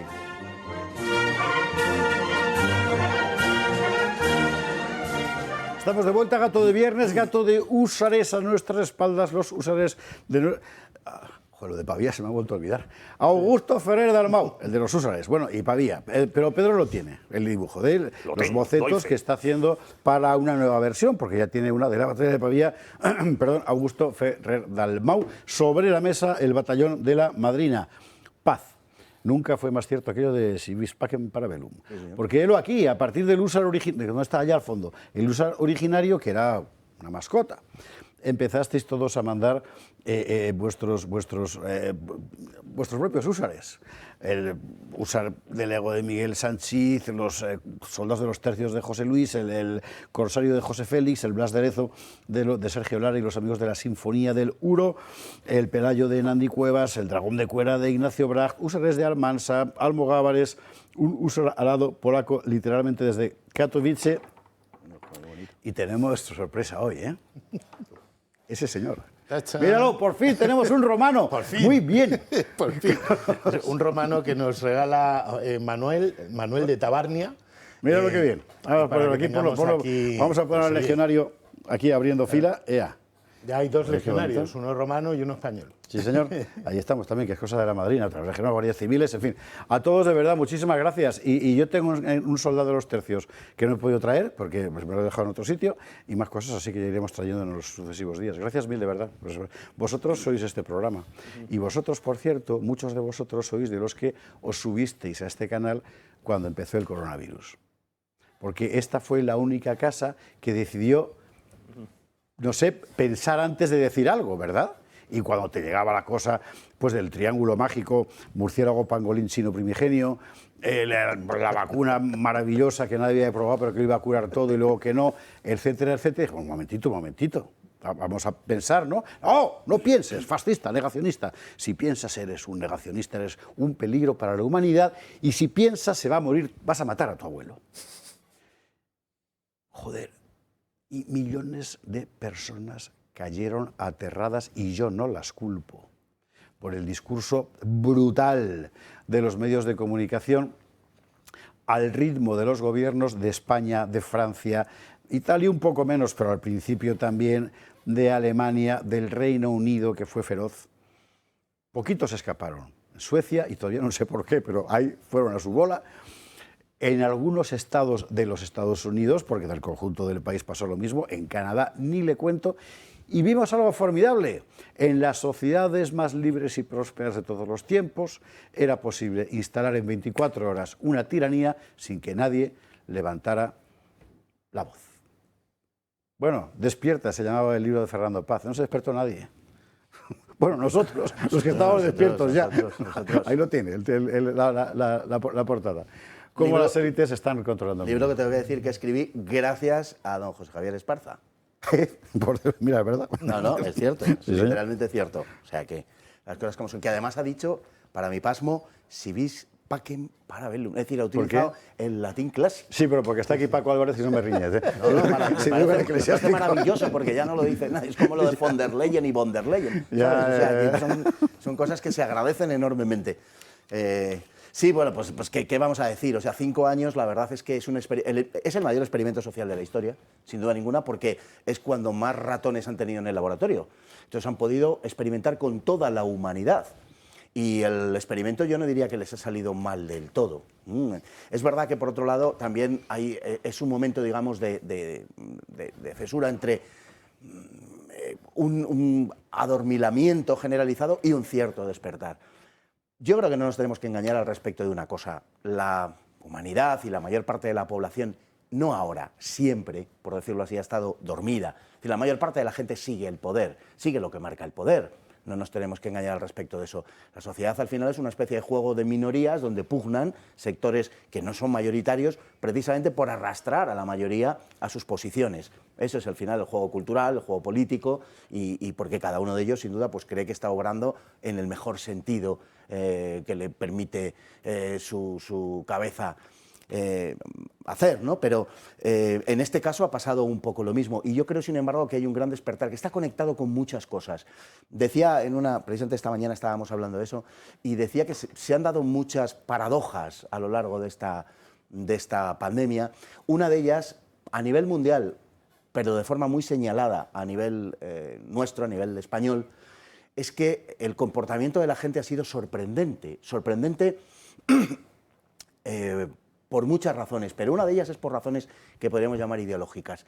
En la pandemia, las reacciones que ha habido a eso han mostrado cómo los liberales se han comportado como fascistas y los fascistas como liberales. Es una cosa curiosa, pero ha sido así, es decir, el histerismo que se apoderó de las mentes y los cuerpos de esta gente que lo que está predicando todo el día en teoría es una libertad personal y una libertad, fin, de elección y tal, y nos querían llevar a todos agarrados del moño a que nos vacunáramos y nos llevaban y con Bozal, por supuesto, y nos llevaban a la convicción de que efectivamente si no hacíamos eso y además nos pinchaban, estábamos matando a nuestros abuelitos, ¿no? Sí, una cosa verdaderamente perversa. Hay un libro en Inglaterra que vamos, es muy conocido, que tuvo bastante éxito, que se llama State of Fear, o sea, Estado de Miedo, en el que se relata cómo... Está traducido. Está traducido, efectivamente, es que cuando lo cito en el libro todavía no lo estaba. Pero es muy interesante porque lo que muestra es cómo, a partir del impacto que tuvo toda esta historia sobre el gobierno británico, que desde luego no era completamente ajeno a ello, desde luego, pero a partir de ahí lo que hicieron fue utilizar toda la circunstancia de confinamiento, de limitación de movimientos, de mascarillas, de tal, todas estas cosas, con perfecta conciencia de lo que hacían para ver hasta dónde podían llegar apretándole las tuercas a la población. Es que aquí hay muchos debates juntos, ¿no? Más que juntos, superpuestos. Pero uno es, digamos, el propiamente médico. Es decir, que era exactamente el COVID. Esta semana hemos sabido, por ejemplo, que el BND, que es la inteligencia alemana, informó al gobierno alemán desde el principio de que era un escape en Wuhan y el gobierno alemán lo ocultó. La CIA hizo lo mismo, por cierto. Bueno, esto es una cuestión. Digamos, el virus. Otra cuestión son las medidas, desde el punto de vista administrativo, legal, y luego otra cuestión muy importante es en qué medida el poder deliberadamente aprovecha una emergencia sanitaria para poner en acción una serie de mecanismos de control absolutamente crueles, porque son crueles. O sea, llevar a la gente a la convicción de que tiene que someterse porque si no será una asesina es enormemente cruel y que desde mi punto de vista es lo que quizás ha marcado más, porque emergencias médicas ha habido siempre. Que va siempre, en fin, felizmente no son continuas, pero bueno, quiero decir, históricamente hay un montón de ellas. Medidas polémicas político-administrativas, bueno, hay códigos, ¿verdad? Pero esto otro es enteramente nuevo, nos remite a las novelas distópicas, o sea, nos lleva a Orwell y otros tantos, ¿no? Bueno, esto es el paréntesis que yo quería hacer. Bueno, pues yo he leído ese libro en su versión española. El Estado del Miedo, que dice... Es El Estado del Miedo, de Laura Dobsdorf, publicado. Yo se lo aconsejo a todos los que estén interesados en conocer las entrañas de la campaña que se hizo por parte de los gobiernos del COVID. Y lo que más me sorprendió es que empezaba a leer las medidas que tomaba el gobierno de Boris Johnson, sí, como en Alemania estaba Angela Merkel, esta que nos dicen los periódicos que lee la derecha, pero que no son de derechas, que son de los nuestros. Estos son los que te ponían encima los candados, te encerraban en casa, como los comunistas de Stalin y compañía. Bueno, pues lo que me llamaba la atención era que iba leyendo las medidas que tomaba Boris Johnson y su gobierno, de decir que el virus venía de un pangolín, que el COVID lo transmitía el viento, chorradas como estas, que si no te ponías bozal ibas a matar a tus abuelos, que había que limpiar los zapatos cuando venías de la calle. Digo, pero si son las mismas que estaba tomando Zapatero, digo, perdón, Sánchez. Y que tomaba, pues, Macron, y que tomaba quien estaba en Italia. Y que estaba tomando todos, Feijóo en Galicia. Todos, o sea, y que estaba tomando Feijóo en Galicia, que incluso los extremó. Que parecía, ya sé que es una teoría de la conspiración, una cosa absurda, ¿verdad, queridos espectadores? Parecía que había alguien que estaba dando órdenes a todos los gobiernos del mundo y que estos obedecían sin vacilar. La única diferencia que había, pues, era en unos días. Y demás. Bueno, también hubo un ministro de Sanidad de Boris Johnson, o sea, conservador, que se supo, por la investigación que han hecho, que se ha hecho en el Comité Parlamentario de la Cámara de los Comunes, que ha intervenido, entre otros, pues la autora Laura Dodsworth, que decía por WhatsApp a sus asesores científicos: quiero los nombres más acojonantes para las nuevas variantes. Y decía, quiero que la gente se cague en los pantalones. Sí, sí, por eso te hablaban de la variante Cerbero, de la variante Lucifer y demás. Todo es una campaña para causar miedo. Hombre, yo espero que haya un porcentaje de la población que haya escarmentado y que ya no se fíe absolutamente nada de lo que digan los gobiernos. Pues yo lo que voy viendo, por siguiente doy la palabra a Paco, yo lo que voy viendo es que viene un porcentaje de la población que respecto a esto seguramente sí ha escarmentado, pero que ha adquirido el mecanismo y empieza a aplicarlo a otras cosas. Ucrania, Putin, todas esas cosas, ¿sabes? Sí, la vacuna de sarampión. Y es muy llamativo. Es que ahora se están quejando los progres de que hay una epidemia de sarampión en Estados Unidos porque la gente no se vacuna. Y dice, joder, te lo dicen los mismos que nos obligaban a vacunarnos y que decían que todo el que no se vacunase, no sé qué, no sé cuántos, conspiranoico, Y dice, conclusión, no te pinchas nada. Sí, pero no necesariamente remitido a algo de salud, sino lo que ha dicho José Javier. Es el mecanismo. Es la primera vez que se impone la imposibilidad de toda disidencia. Sí. Y cuando sale el coronel, luego general, Santiago me parece que se llamaba, ¿no?, de la Guardia Civil, diciendo, estamos trabajando en minimizar el clima contrario al gobierno. Cuando un tío, claro, a los militares les cuesta más mentir, porque no tienen menos costumbre que los políticos, no viven de eso necesariamente, ¿no? Que fue promovido el general Santiago. Y claro, cuando se traicionan a sí mismos y acaban revelando todo eso, ¿no? Y dice, oiga, que es que estamos trabajando en esto. Bueno, pues eso se ha impuesto a partir de ese momento y efectivamente se ha trasladado a otros temas. Recientemente lo estamos viendo en lo de Ucrania, sí. Totalmente. Claro. A mí me da mucha pena, primero por toda la gente que se fue y segundo por todo el miedo que le han dado a tanta buena gente. O sea, quiero decir, lo vemos con personas mayores que tienen miedo a un resfriado, cualquier cosa, salen con bozal, con guantes, con... ¿Cuánta gente? Mi hermana sigue usando la tontería esta del alcohol y no sé qué. No, sí, las vemos en los el gel hidroalcohólico. Sí, sí, el gel hidroalcohólico. Todo lo que nos contaron de que, ojo, las superficies, porque el virus se queda en las superficies. Permanece vivo en superficies metálicas. Sí, el esputo prodigioso. Claro, era impresionante. Quiero decir, nos han enseñado a tener miedo. Sí. Y nos han enseñado a que pueden hacer cosas no constitucionales y da igual. Porque es por nuestro bien. Porque es por nuestro bien. Y si tu vecino no lo acepta, es que es malo. Claro. Claro, es eso. Yo me acuerdo de un vídeo que hay un señorín en un banco en la mitad de la calle. Sí, te acuerdas, impresionante. Y una señora gritándole, la que está grabando el vídeo, desgraciado, que nos vas a matar a todos, porque no llevaba máscara el hombre que estaba todo absolutamente solo, en una plaza enorme, con un montón de edificios. No me acuerdo si había un perro, quiero recordar. El tío estaba sentado allí en un banco y una señora desde lo alto, llamándole criminal, decía, rojo seguro que eres. El pobre, que en fin...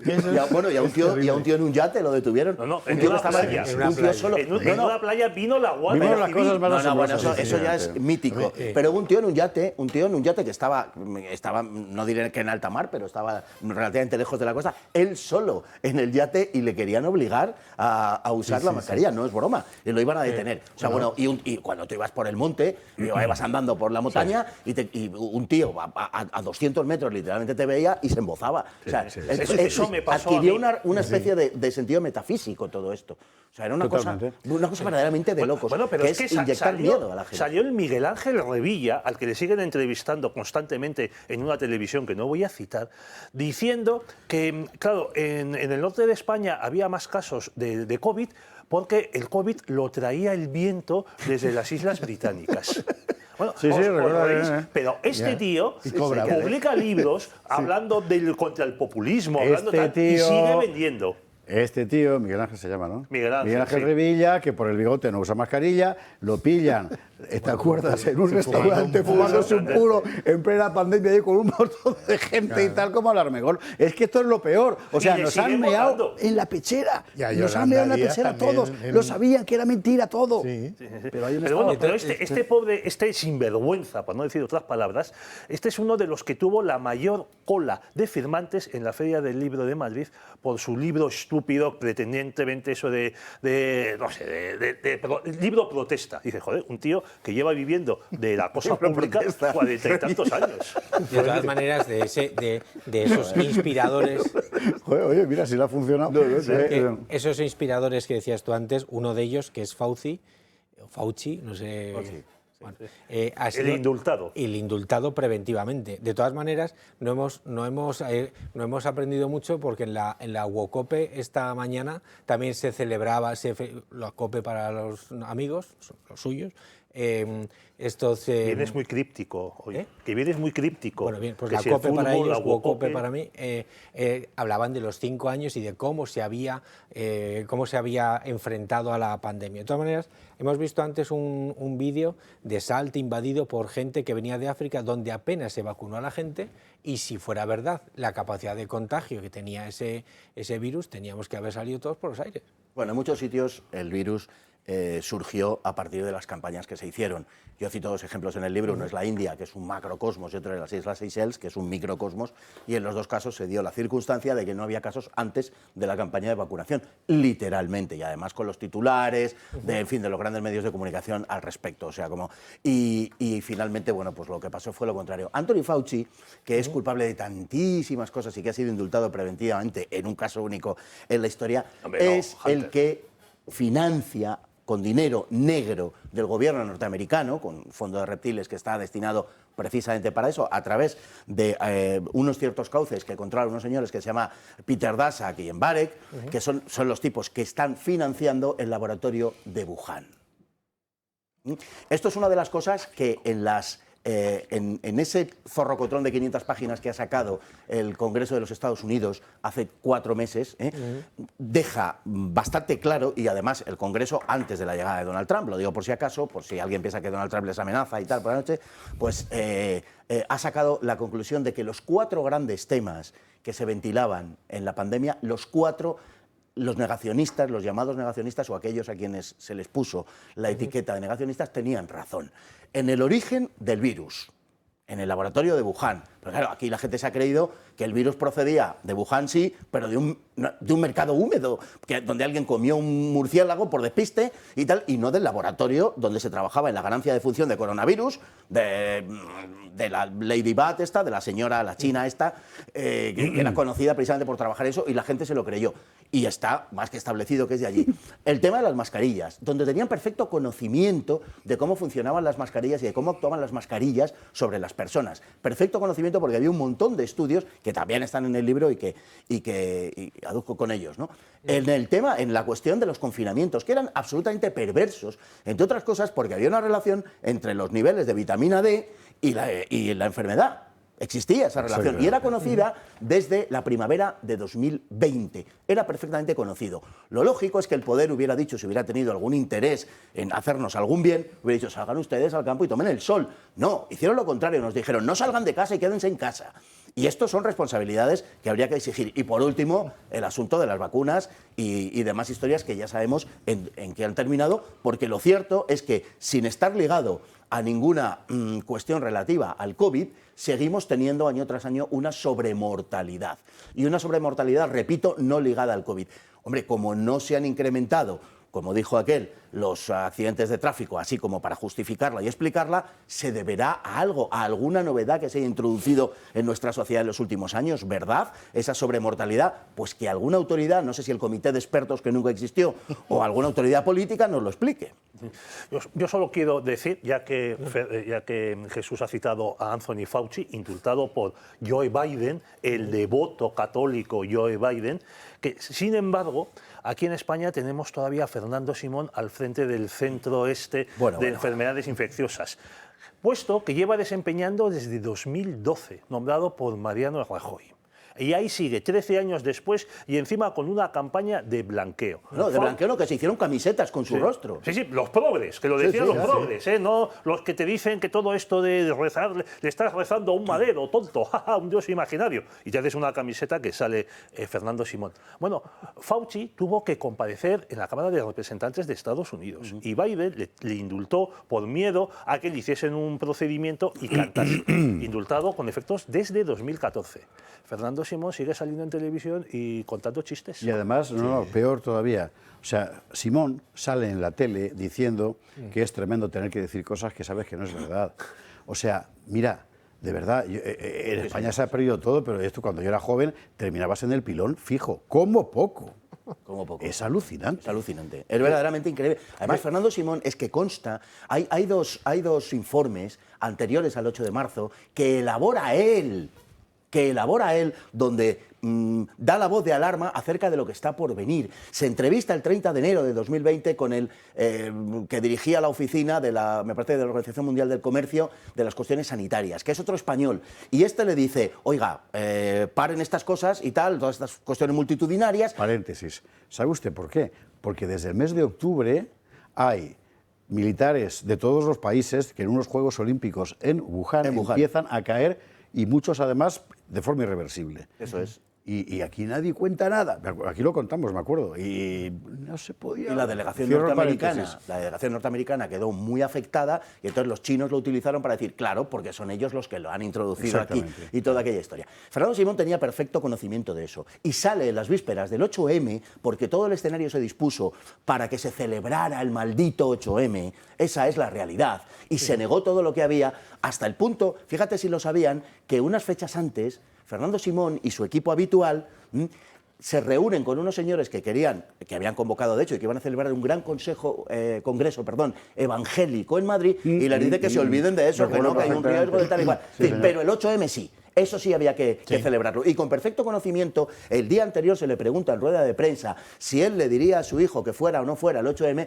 y dice que le diría que hiciese lo que le diese la gana, que hiciese lo que quisiese. Este es Fernando Simón, que efectivamente luego remata la jugada años después diciendo que es que a veces hay que mentir. Y lo dice en público. Y el tío sigue libre. Y si tuviera un periodista... Es acojonante. Eso, y si tuviera un periodista de verdad delante, le diría, un momento, ahora mismo me dice usted quién le dijo que mintiera y sobre qué nos mintió. Claro. Pero no, eso se queda ahí. No había ningún periodista, estaba Évole. Pero es lo que tú te refieres. Y como la audiencia es tonta, pues ahora lo que ha dicho, y ya está, y no pasa nada. Y qué mal lo pasamos todos, ¿verdad? Pero qué solidarios fuimos. Eso, y aplaudir. Bueno, el otro día, en la Wocope de Jesús, entrevista para hablar del 8M y de las mujeres, de cómo han avanzado las mujeres, cómo han ganado derechos, cómo sufrían antes, ya sabemos con quién, con el innombrable. Entrevista a Cristina Almeida. Bueno, que Cristina Almeida, porque se va vacunada. Perdona, Javier. Cristina Almeida estuvo en La Sexta, en el programa de Ferreras, que le preguntó, bueno, Cristina, que viene el 8M y tal, no sé qué, ¿tú crees que hay que ir a las manifestaciones? Y Almeida dijo, por supuesto que sí, porque hay un virus mucho peor y que mata mucha más gente, que es el machismo. Mata más que el coronavirus. El machismo. Sí. Por eso todas llevaban guantes. Le sigue aquí es cuando empieza el cacho. Es interesante, en fin, mire, o sea, ¿cómo uno se tapa a otros? Usted hizo lo que tenía que hacer. Incluso si cedió a la presión, como tanta gente, porque a nadie se le puede exigir que sea heroico cuando está todo en juego. La gente que se vacunó sin querer, por ejemplo, que hay un montón. La doctora Natalia Prego, por cierto, publica hoy que el Tribunal de Justicia de la Unión Europea acaba de dictaminar que la vacunación no era obligatoria. De tal forma que médicos que fueron sancionados, ¿ahora qué? Médicos que fueron sancionados por decir que provocaba, y además es verdad, un porcentaje importante, en consonancia con lo que acaba de decir Fernando, de miocarditis, etcétera, ¿no? Pero ¿sabe usted qué es lo peor? Que el Tribunal de Justicia de la Unión Europea no ha dicho esto para exonerar a aquellos médicos que en su día fueron sancionados. Lo ha dicho para exonerar a los gobiernos que ahora tienen que empezar a hacer frente a las reclamaciones y a las demandas. Porque mucha gente se vio obligada a vacunarse porque su trabajo le obligaba a moverse, porque eran militares o policías a los que se forzó a vacunarse, etcétera. Y algunos han tenido efectos secundarios muy serios. Y ahora no puede reclamar porque fuiste tú. También en esto es un ejercicio nuevo de tiranía. O sea, tú eres la víctima de tu propia represión, eres tú quien te ha infligido un daño. ¡Buah! Es que ese fue el truco, pero esto lo explicó al principio de la pandemia, como quien dice, pues claro, vaya usted a saber cuándo terminó, pero a los pocos meses lo explicó, si no recuerdo mal, el ministro de Interior de Israel. Dijo que es un país donde la gente se vacunó en una proporción muy alta. Y dijo, no, si nosotros no le vamos a obligar, lo va a hacer el AL, que son las líneas aéreas, American Airlines, su jefe, lo va a hacer. Claro, efectivamente, así funcionó, mediante una presión que hacía imposible para mucha gente no vacunarse, porque entonces si trabajabas con más gente, que suele ser lo habitual, pues no te dejaban entrar, tenías que quedarte en tu casa, si trabajabas no podías desplazarte, en fin, así sucesivamente. Es la presión de grupo que funciona mucho mejor. No, por supuesto los estados no te obligaron. No, sí, te obligaron, generaron una atmósfera de coerción tal que a millones de personas literalmente les obligaron a vacunarse. Claro. O sea, esa es la realidad y por supuesto que tienen una responsabilidad y tendrían que sustanciarse responsabilidades políticas de toda esa gente y de todos los medios de comunicación que son tan culpables como los que más, que ejercieron una presión sencillamente insoportable, insultando a aquellos que, digamos, tenían la osadía de poner en cuestión todo el procedimiento, porque aquí es un tema que no quiero que se me vaya el asunto sin decirlo. A lo que hemos asistido también es a la deificación de la ciencia. Bueno, de eso que ellos llaman la ciencia. Eso es muy interesante, efectivamente. Sí, es decir, se esgrime la ciencia, que en realidad la han convertido en pensamiento mágico, se esgrime la ciencia para hacer algo que es exactamente contrario a la naturaleza última de la ciencia, que es cuestionar las cosas, que es poner en duda la versión oficial. Y entonces ahora lo que no te dejan es poner en duda la versión oficial en el sacrosanto nombre de la ciencia. Oiga, no, que la ciencia consiste exactamente en lo contrario. Y a lo que asistimos es, como digo, a una proyección de pensamiento mágico por el cual la ciencia es la que nos dice lo que está bien y lo que está mal. La ciencia, naturalmente, que es la suya, porque a la disidencia científica le tapan la boca. Mira, uno de los primeros recuerdos que yo tengo de toda esa historia, José Javier, es a ti, ahí sentado, hablando de Luc Montagnier. Sí, por cierto, efectivamente. Claro. Luc Montagnier es el científico francés que, entre otras cosas, fue uno de los principales descubridores, si se puede decir así, del virus del SIDA. Cuando empezó todo este follón del coronavirus, Luc Montagnier dijo, eso tiene toda la pinta de ser un virus construido. Bueno, acabaron con él físicamente, que se murió. Acabaron con él físicamente, un tipo que había sido, era una eminencia dentro del mundo de la biología molecular. Nada, los medios, todos ellos, al mismo tiempo, Luc Montagnier es un puto negacionista anticientífico. Así es. Montagnier. Bueno, y la gente tragando. Bueno, pues la campaña contra Montagnier se desencadena de manera feroz porque, esto lo conté yo en un hilo de Twitter, que lo pueden buscar los espectadores sobre el COVID, porque publicó en el Wall Street Journal, en compañía de un abogado norteamericano, un artículo contra el plan de Joe Biden de obligar a los funcionarios federales a vacunarse o a llevar mascarilla.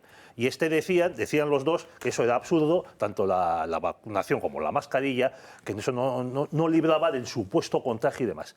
Y unos pocos días más tarde, en España, una cabecera publicada en Madrid, que no es El País, por cierto, le hace un traje diciendo que era eso, lo que tú has dicho, un negacionista vinculado con locos, con antivacunas, etcétera, etcétera. Y unos pocos días más tarde... Es que ahora, si no tienes fe en la ciencia, eres un hereje.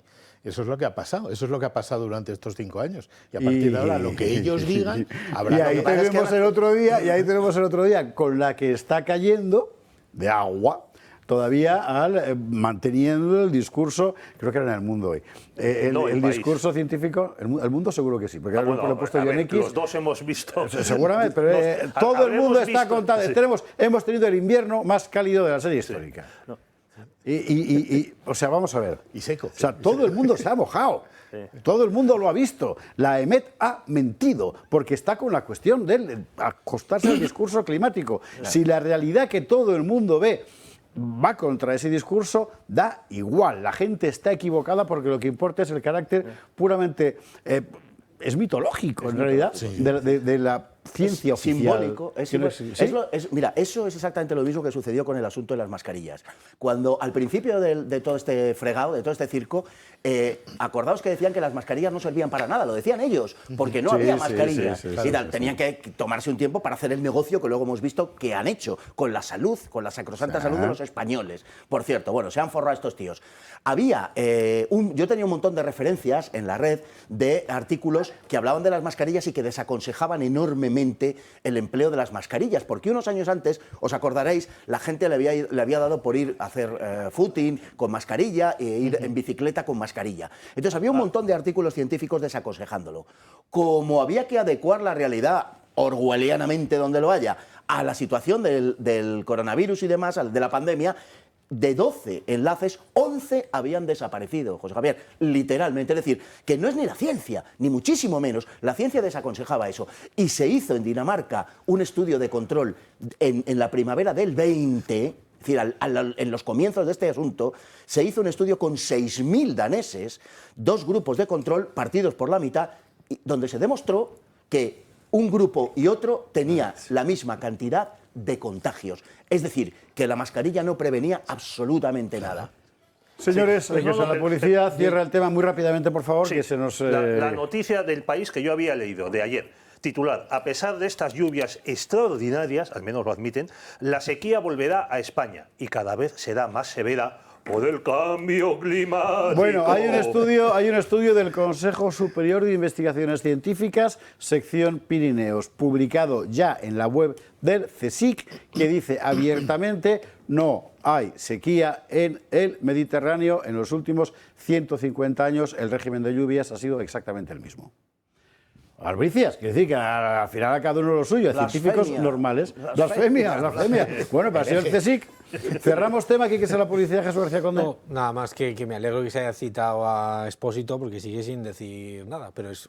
Digo, el que nos quería vacunar, el señor Expósito, este es el que nos quería vacunar y expulsar de la galaxia y del sistema solar a los que no nos daba la gana vacunarnos. Este sinvergüenza, porque hay que decirlo así, ya está bien. Pues ya está. Pues yo creo que sí. Y esto, sí hay que sacar una conclusión, es que el sistema ha demostrado su capacidad formidable para engañar a todo el mundo y además que una buena parte de la población asuma ese engaño como algo de propia voluntad. Y esto, a la hora de ver todo lo que pasa alrededor, todo, no estoy mirando a nadie, todo es algo que hay que tener presente ya, porque si no es muy difícil interpretar lo que pasa alrededor. Hay que hacer una pausa para la publicidad, sí o sí, y tenemos que hablar todavía del último invento de la señora Chimpum. ¿Quién es? Tlaloc, un dios que comía niños, o sea, una cosa alucinante. Pero bueno, si se ha tragado lo del murciélago, pues tú me contarás. Bueno, y luego, vamos a ver. 1925. España y Francia protagonizan uno de los mayores dispositivos militares de todos los tiempos, que es el desembarco de Alhucemas. Se cumplen 100 años. Aquello significó el final de la guerra de Marruecos y, por tanto, por cierto, la garantía del trono del sultán de Marruecos. Iba a celebrarlo la Armada. La ministra de Defensa ha dicho prohibido celebrarlo. ¿Por qué? Para no molestar a Marruecos. Lo vamos a contar enseguida. Publi, lo vemos.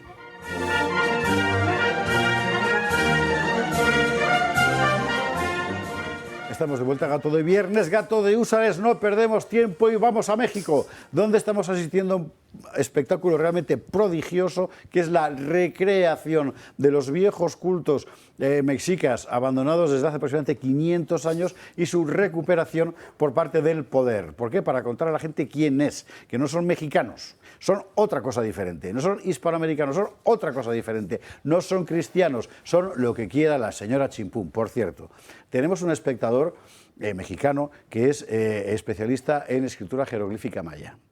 Y cada vez que contamos este tema, entra en Twitter y nos insulta, a mí particularmente, porque dice que no sabemos... Tío, mándanos algo, mándanos un correo y te llamamos un día, mándanos tu dirección. Si nosotros encantados con que entres. Ahora me contarás tú qué tiene que ver la señora Chimpum con un jeroglífico maya, al margen de las arrugas de... Nada. La señora Chimpum. Vamos, tiene que estar... No me digas que no están las imágenes de la señora Chimpum con Tlaloc. Ahí. Abre. A nuestro Padre Sol, peregrino de nuestros pueblos y nuestras mujeres. Gracias, Madrecita Tierra, y gracias, Dios Padre y Madre, por este momento tan especial con nuestra presidenta Claudia. Muchas gracias por su educación.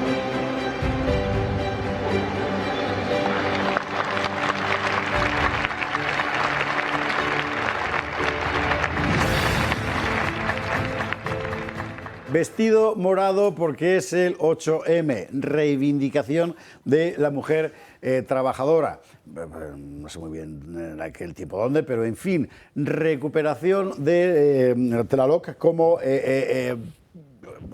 no sé, Dios al que hay que hacer algún tipo de ofrenda con pebeteros y demás, cara de mucha trascendencia, porque no cabe la menor duda de que la señora Chimpún tiene el alma atravesada por fervor hacia Quetzalcóatl, que menos, ¿verdad? Y mi querido Paco Álvarez, ¿quién coño era Tlaloc? Entre tú y yo. Es que no sé por dónde coger esto. Quiero decir, punto primero, Tlaloc evidentemente es un dios sanguinario, es de los dioses más sanguinarios que tenían los mexicas, que lo que se hacía en sus fiestas era hacer llorar a niños para que lloviera, pero hacerles llorar a partir de torturarles, de cortarles trozos de su cuerpo y todo lo demás para que lloraran. Cuanto más lloraran, más contento iba a estar Tlaloc y más iba hipotéticamente a llover. Luego ya, cuando el niño tal, pues finalmente lo mataban y se lo comían entre ellos. O sea, quiero decir, eso es lo que estamos recreando. Eso por un lado. Muy bonito. Esto es como Apocalipto. ¡Qué barbaridad! Peor. O sea, que Mel Gibson no se inventó nada. No, pero esos son los mayas, estos son los mexicas que son posteriores y más malos. Y además son invasores, porque no eran originarios de Mesoamérica. Muy importante eso. Claro, eso es fundamental decirlo siempre. Y luego otra cosa, las Cihuatlamacasque, que eran las sirvientas. No intentes decirlo en casa. Como no lo intentes en casa. Dilo otra vez. No. Dilo otra vez. Cihuatlamacasque. Madre mía, un aplauso, ¿eh? Gracias. Esto, más información en mi canal de YouTube. Sí. ¿Cómo se llama? Que era como se llamaban las mujeres que trabajaban en los templos mexicas. Jamás fueron sacerdotisas, jamás. Todo eso que hay ahí con los pebeteros y esas cosas. Que va, no. Ellas eran las que limpiaban luego la sangre y les preparaban la comida a los sacerdotes. O sea, y no lo digo yo, lo dice todo. Lo dice hasta el gobierno mexicano, ¿sabes? Y los documentos oficiales de, digamos, la historiografía oficialista. O sea, que todo eso que hemos visto no solo es mentira, sino que además es asqueroso. O sea, es asqueroso porque estás recuperando o hablando de un dios que se alimentaba de los llantos de los niños a partir de sus torturas y luego encima todo lo que estás haciendo es mentira porque las mujeres precisamente no pintaban nada en la sociedad mexica, que por ejemplo el tlatoani famoso era polígamo, como es lógico, el resto de la gente no, y esto... Y luego eso, ni sacerdotisa ni leches, o sea, todo, yo qué sé, un aquelarre, una panda brujas. Joder. A mí me tiene muy impresionado, me tiene muy impresionado porque veo que sobre todo, sinceramente, hasta donde yo sé, a lo mejor me equivoco, digamos que en el nivel social, general, la gente de esto pasa, pero lo que veo es que en el mundillo de las clases semicultas, o sea, periodistas, profes y tal, bueno, está arraigando una barbaridad. Han encontrado su identidad, de repente, ¿no? Sí, además tiene un cierto, digamos, tiene atractivo de la novedad, por la renovación del asunto, tiene atractivo de lo exotismo, ¿no? De lo exótico y tal. Yo cuando veo estas cosas, de verdad, me acuerdo mucho de León Blois cuando decía aquello de cuando quiero conocer las últimas noticias, leo el Apocalipsis. Pues algo así, o sea, porque esto solo tiene una explicación a la luz de ese tipo de consideraciones. O la humanidad ya se ha vuelto directamente loca, ¿no? O si no, es difícil. De todas formas, bueno, estuvimos hablando ya la semana anterior, la semana pasada. Creo que nos tocó el otro, claro. Es que vino detrás de otro. De este asunto, porque es que es realmente un propósito deliberado de deshispanizar a la sociedad para debilitarla también en su capacidad defensiva con respecto a quienes de verdad la agreden. Solamente desde la hispanidad el mundo americano se puede defender, primero, de sus élites, que son las que lo han los han arrojado a la situación en la que están, y luego de los enemigos externos. Es que no hay otra posibilidad. Desde el indigenismo lo que se hace es precisamente volar las defensas que tienen contra las agresiones, que no residen en ninguna otra cosa sino en la hispanidad, más allá de la charlotada que sea todo esto. Sí, pues Javier, vas a tener que abrir una sección dedicada a la doctora Chimpún, porque todas las semanas hablamos de ella. Y fíjate que entre el programa de la semana anterior y se ha producido un descubrimiento espantoso en el estado de Jalisco. Bueno, sí, se ha descubierto un campo de concentración y exterminio, una especie de juegos del hambre en el que el cártel Jalisco Nueva Generación secuestraba chicos. Esto le sonará a Paco. Next Generation, como los fondos de la UE. Secuestraba muchachos y los quería convertir en sicarios mediante entrenamientos que solo en las películas más disparatadas, no, películas norteamericanas, sobre el KGB, de esto de que juntas a varios asesinos y para que se maten entre ellos, y solo el que sobrevive pues recibe las charreteras de miembro de los Spetsnaz o de la KGB y demás. Bueno, les obligaba a pelearse entre ellos, los mataba de hambre, les daba palizas, les torturaban los sicarios y los mataban. Se han encontrado indicios de que al menos ha habido 200 cuerpos humanos ahí. Tenían hornos crematorios, fosas clandestinas y un altar a la Santa Muerte. Que la Santa Muerte, que es una deidad espantosa, feísima, animo a los... con esta sí que podían hacer llorar a los niños, querido Paco Álvarez. O sea, que es la muerte con un manto y guadaña. O sea, la señora Chimpún pretende que España pida perdón por los muertos de hace 500 años, pero parece que los muertos de hace unas semanas le importan un comino. Y es así. Jesús García Conde pone la guinda y nos vamos a la publicidad. Es muy entretenido oíros. Es que... Oye, qué bien. La mejor guinda posible. Claro. Y seguiremos hablando más, porque me da la impresión, de la señora Chimpún, porque me da la impresión de que está haciendo un calendario como el de la Revolución Francesa, con el vendimiario, brumario, no sé qué. Me da la impresión de que está reconstruyendo ritualmente, ¿verdad? Ojo al asunto, esto es una revolución. Y no deja de guardar coherencia con el sentido masónico original del Partido Revolucionario Institucional de México, solo que adaptado, ¿verdad? ¿Qué cosas, Estamos viendo cosas impresionantes en el mundo. Bueno, Publi, porque Alhucemas hay que hablar. Y luego lo último, que el gobierno quiere preguntar a los niños en la escuela que le digan a sus abuelos si comieron gatos en el franquismo. ¿De verdad? Publi, lo vemos.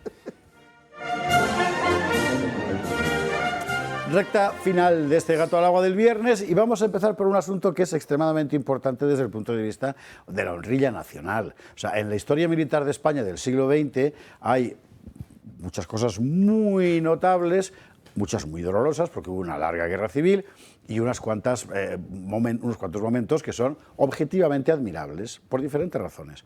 Desde luego el de la División Azul es uno de ellos, por el derroche de valor, una cosa impresionante, en condiciones atmosféricas, objetivas, materiales durísimas, y luego otra desde el punto de vista, si usted quiere, técnico, que es el desembarco de Alhucemas. ¿Qué es el desembarco de Alhucemas? Bueno, mire, una vez aquí, enseguida lo vamos a contar. Lo importante es que el Ministerio de Defensa ha decidido desautorizar al jefe del Estado Mayor de la Defensa porque querían celebrar el centenario de Alhucemas. La Armada quería celebrar el centenario del primer gran desembarco anfibio de la historia, desde luego del siglo XX. Bueno, pues que no, que nada. ¿Por qué?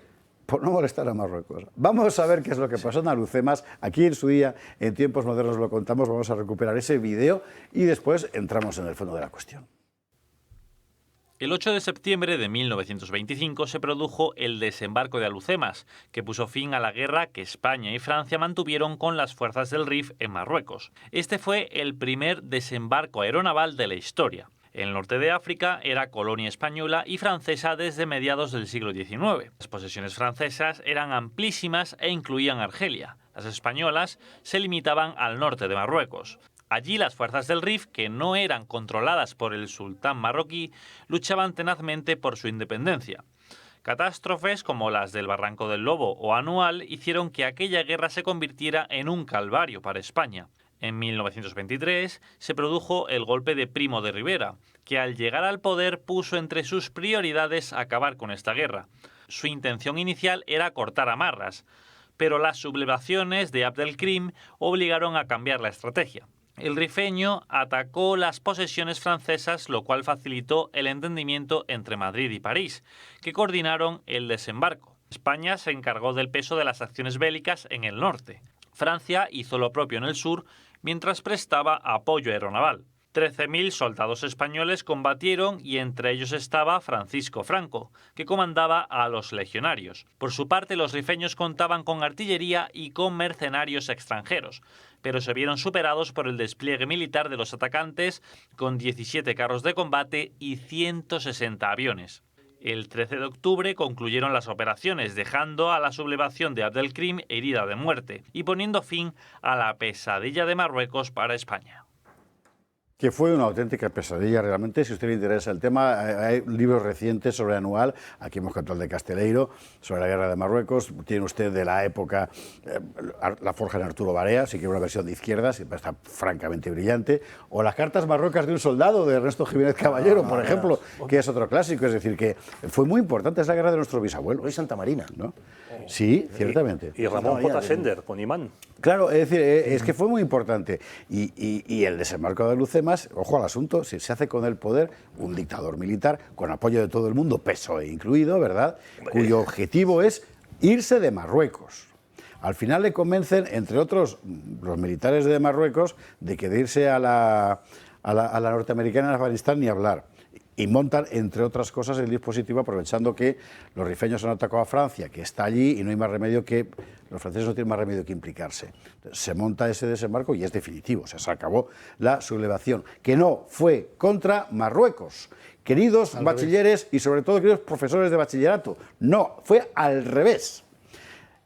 Los que se habían sublevado eran los rifeños que querían hacer una república y la hacían contra el sultán de Marruecos. El ejército español estaba lleno de soldados marroquíes, siguió hasta el 50 y tantos lleno de soldados marroquíes, porque era un protectorado, la parte norte. Y precisamente el desembarco de Lucemas lo que permite es que el sultán de Fez siga siendo el sultán. ¿Y quién es el sultán de Fez? El bisabuelo del actual rey de Marruecos. El padre de Mohamed V, abuelo de Hassan II, bisabuelo de Mohamed VI. Bueno, oye, ya está, ahora, dadle a Margarita, joder. Sí, a ver, si no han celebrado la batalla de Pavía... También es verdad. Sí. No van a celebrar a Lucemas. Pero esto es más grave porque muestra el sometimiento, de verdad, ya, o sea, total y absoluto, el sojuzgamiento de España como nación a quien sea, al primero que venga. Porque además Marruecos sí celebró Anual. Sí, ciertamente. Marruecos sí celebró Anual, con lo que fue aquello, que fue una degollina inmisericorde y brutal donde las haya en la historia. Y España no se atreve, no quieren celebrar esto porque están abundantemente regados con dinero de Marruecos. Ese es el truco, si no hay otra historia, es que están comprados. Sí. O sea, la élite política española, y no solamente política, mediática también, está comprada con dinero marroquí, y ya por tirar todo, no solamente la española, la francesa en buena parte también. Solamente que en Francia, esto sí se ha dicho en medios públicos de comunicación, como por ejemplo en el programa que guiaba Éric Zemmour, y se dijo públicamente por parte de una antigua ministra del gobierno francés, y en España esto sigue siendo un tema tabú del que no se puede hablar. Por aquí han desfilado políticos y por aquí han desfilado periodistas que han tenido que salir de sus entornos, ¿verdad?, por presiones de Marruecos cuando se han puesto, bueno, algunos enfrente o aunque sea de perfil, pero han tenido que salir. Es decir, están literalmente comprados en una gran parte. Y si no, bueno, no si no, es que es así, pero además es que véase la correlación luego política que tiene. Es una vergüenza y muestra un país que está de rodillas frente al que es verdaderamente su único enemigo real, que es Marruecos. Podemos tener otros en potencia, pero el único enemigo real que tenemos de verdad es Marruecos, que quiere, como sabemos, Ceuta, Melilla y Canarias. Que no nos engañemos, se los hemos entregado, están entregadas. Jesús. Pues efectivamente es una pena, pero la única foco de problemas es Marruecos y nosotros pretendemos llevar los militares a otro sitio. Vamos. Estoy deseando irte porque llevas un rato. Antes de ir a Pedro, puede usted ir a verle. Porque tenemos firma de libros este domingo, ¿verdad? Sí. Vamos a ver, veremos el cartelico. Y no estoy solo. Y no está solo. Hombre, Javier Santamarta. Pues mire, en el kiosco de Miguel, en la calle José Ortega y Gasset 45 de Madrid, Pedro Fernández Barbadillo y Javier Santamarta, este fin de semana, el domingo, de 12 a 2. Pues acuérdese usted, foto al móvil, foto con el móvil a la pantalla, y ahora ya tiene usted eso para conseguir el regalo del Día del Padre. Claro que sí. Efectivamente. Bueno, ya, a ver si estoy a la altura de lo que espera Jesús. Bueno, pues el desembarco de Alhucemas se produce pues unos años más tarde del gran desastre de desembarco anfibio de Gallipoli, la batalla ahí en los Dardanelos. Que también 10 años más tarde. También hay una película al respecto protagonizada por Mel Gibson, que se titula así, Gallipoli, que fue una cabezonería de Winston Churchill porque creía que iba a provocar el hundimiento del Imperio Otomano y entonces el hundimiento del frente y iba a acabar la Primera Guerra Mundial. O sea, era la versión de los que creían que se podía decidir en el Oriente y no en el Occidente, o sea, en Flandes. Bueno, en esa campaña, en Gallipoli, hubo 500.000 bajas, con muertos, heridos, desaparecidos por los dos bandos. 500.000 bajas.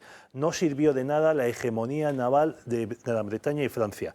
Y a partir de ese momento, las operaciones anfibias quedaron gafadas y nadie se atrevió a hacerlas hasta el caso español del desembarco de Alhucemas, en el que participan, es verdad, por primera vez aviones y hasta unos pocos blindados franceses. El ejército español usa incluso lanchas de desembarco inglesas que eran restos sobrantes de Gallipoli, que se habían comprado en Gibraltar. Y esta es la proeza española que no quiere celebrar el gobierno socialista español. Un desembarco exitoso, un desembarco que ayuda a acabar con la guerra de Marruecos y un desembarco tan importante, tan glorioso, si se puede decir así, que incluso Eisenhower lo estudia para inspirar o para aprender de él de cara al desembarco de Normandía. Bueno, pues esto está prohibido celebrarlo. Claro, porque como hubo un soldado que se llamaba, bueno, un soldado, como había un militar que se llamaba Franco, entre los 800.000, 13.000 españoles que desembarcaron... ¿Tú crees que a mí, claro, el argumento no ha sido es que Franco estaba allí, en aquel momento estaba ya no estoy convaleciente, si no me equivoco, de tal forma que el que manda la legión en el desembarco es Franco, y lo hacen además fenomenal. Están allí Muñoz Grandes, al frente de un tabor de regulares, ¿puede ser? Sí, Carrero Blanco. Carrero Blanco en la lancha, y Sanjurjo mandando la operación. O sea, un bombazo en ese momento habría cambiado la historia de España. Los rifeños dispararon, estaban ahí, no era un desembarco en una zona desguarnecida. Es que incluso había una playa minada y los rifeños usaron los cañones que habían capturado los españoles en Anual y también tenían armamento de desecho de la Primera Guerra Mundial, sobre todo fusiles alemanes. En fin, mire, fue objetivamente, desde el punto de vista de la historia militar, un acontecimiento imprescindible. ¿Es para poner fuegos artificiales y tal? Bueno, no necesariamente, ¿no? Pero lo lógico es que la Armada conmemore lo que fue Anual, yo que sé, un ciclo de conferencias, en fin. No. Prohibido. Ya sabemos por qué, Y eso, sí, pues claro, pues efectivamente. Y ya está. Franco mandaba la legión, unas imágenes muy graciosas, por cierto, en un borriquillo, ¿verdad? Es una cosa muy... Bueno, si me permites añadir, como comentaba Fernando, que Marruecos ha conmemorado la victoria de Anual, bueno, victoria rifeña, victoria de Abdelkrim. Es que el sultán Mohamed se olvida de que hubo un par de miles de muertos en esa batalla que eran súbditos de su bisabuelo. Esto es muy importante porque me recuerda a lo de México. O sea, la señora Chimpum está construyendo una identidad mexicana que no es la de los mexicanos de verdad, que es otra cosa. Y Marruecos está construyendo una identidad histórica marroquí que es en realidad la de sus enemigos de allí mismo, porque los rifeños estaban en guerra contra el sultán de Marruecos. Claro. Los muertos que hay en Anual del ejército español, muchos de ellos son marroquíes. Otros se pasan al otro lado, es verdad. Pero, o sea, no puede reivindicar Marruecos hoy como una victoria suya, al revés. Pero bueno, mire, aquí estamos donde estamos, en transformar la historia y hacer, por ejemplo, que nuestros abuelos, bueno, los míos no, los de los chavales de la del cole, comieran gatos. Esta es la última ocurrencia que ha tenido el gobierno. Ya, vamos a ver la información tal como lo sacaba aquí Diario. Contábamos aquí la semana pasada esta idea de dividir a los niños en clase en franquistas y antifranquistas, y ahora hay que preguntar a los niños si los abuelos tuvieron que comer gatos en el franquismo. Dicen que para poder reconstruir estrategias de supervivencia en tiempos difíciles hay que ser gilipollas. Pero bueno, ¿sabe usted qué es la gran gilipollez en realidad? Vamos a ver, un niño que tenga ahora 10 años, 11... su abuelo que tiene 63, 62, mi edad, 64, o sea, ¿cuándo nació? En 1959, 60, 61. Los abuelos de esos niños nacieron ya en un tiempo en el que España empezaban a atar los perros con longanizas. O sea, el asunto de los gatos viene, pues yo lo he oído en mi casa, pues cuando empieza el hambre feroz, que no después de la guerra, es por el bloqueo internacional, etcétera. Hay problemas pues, muy serios en los barrios populares de las ciudades, pero los abuelos de los niños de ahora son los del 600 y el bikini, claro. Y la chica Yeye de Concha Velasco y las chicas de la Cruz Roja y todo eso. O sea, ¿cuándo pensáis que ha acabado la guerra civil? Nunca. Piensan con la vesícula de Carmen Calvo todos. Sí. Pues mira, quien sí comió gatos en Madrid en la guerra civil fue Celia. La Celia de Elena Fortún. Esta autora tiene un libro de, vamos, este personaje de Celia, lo que piensa Celia, tal, una niña un poco... Sí, una serie de televisión, incluso española. Y es que algunos recordarán. No, perdona. Es que ahí lo han sacado, Pedro. Hay un libro que no se reeditó, se reeditó hace poco toda la colección de Celia, salvo este título, Celia en la Revolución, que ha vuelto a salir en la editorial, creo que es Renacimiento, hace unos poquísimos años. Y aquí se cuenta efectivamente que en Madrid desaparecen los gatos y los perros, claro, porque la gente se los come. La gente se los come. De ahí lo ha sacado, y eso hace unos años, no recuerdo con motivo de qué, pero me parece que era durante la época de la pandemia precisamente, ruló por Twitter.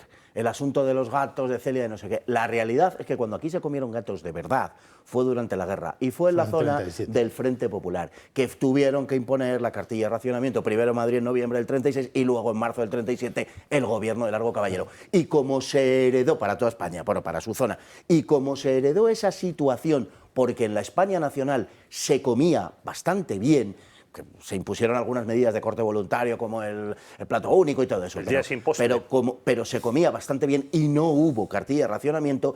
Hubo que, eso sí, extenderla después, precisamente porque cuando acaba la guerra hay que asumir esa España, naturalmente. Claro. Y entonces esa pobreza y esa miseria engendrada en la zona del Frente Popular se extiende por toda España. Naturalmente luego llega la posguerra, que coincide con la Segunda Guerra Mundial, etcétera, y luego el aislamiento. Pero precisamente nace de la administración singular que tuvieron las cosas en la zona del Frente Popular durante la Guerra Civil. Es que, esa es la realidad histórica. Es que es todo mentira. Claro, es que el año del hambre es el 37. Claro. El Día de Reyes del 37, como no se puede celebrar el Día de Reyes en plena guerra y la Segunda República, lo llaman el Día del Niño. Y lo que hacen es convocar a los niños de Madrid a la Plaza Mayor para regalarles a cada uno un huevo. O sea, y con ese huevo se fueron a su casa para que comiera toda la familia. Estos datos son de los fallecimientos por hambre, recuerda usted, en la inmediata posguerra. El gran problema es el 41 y es fundamentalmente, aparte del proceso de absorción de una España muy empobrecida, es el aislamiento internacional. El corte es la guerra.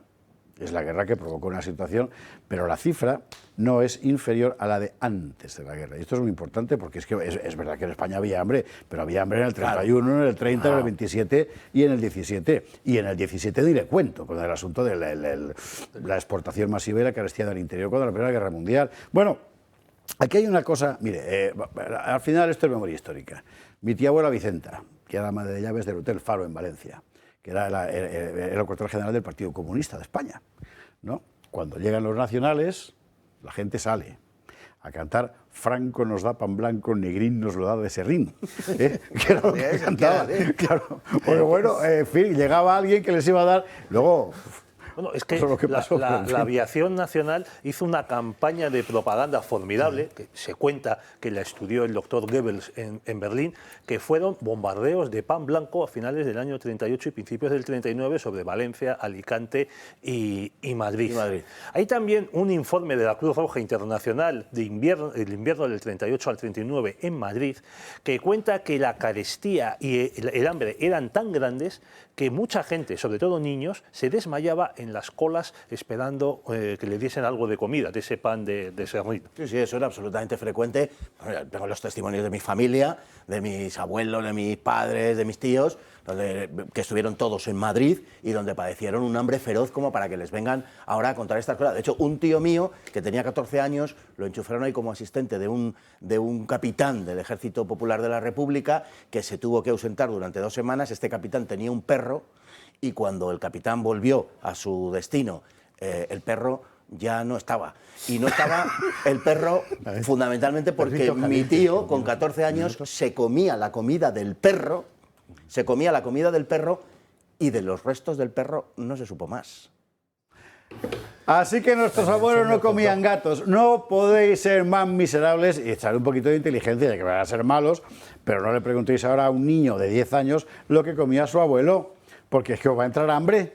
En fin, don Jesús García Conde, don Paco Álvarez, Fernando Paz, Pedro Fernández Barbadillo. Mil gracias a los 4 por estar con nosotros y atendiendo a la petición de tantos espectadores, dejamos 20 segundos más sonando La Generala. Y que les encanta, y no me extraña nada. Porque y que no te den gato por liebre. Y que no me... Adiós.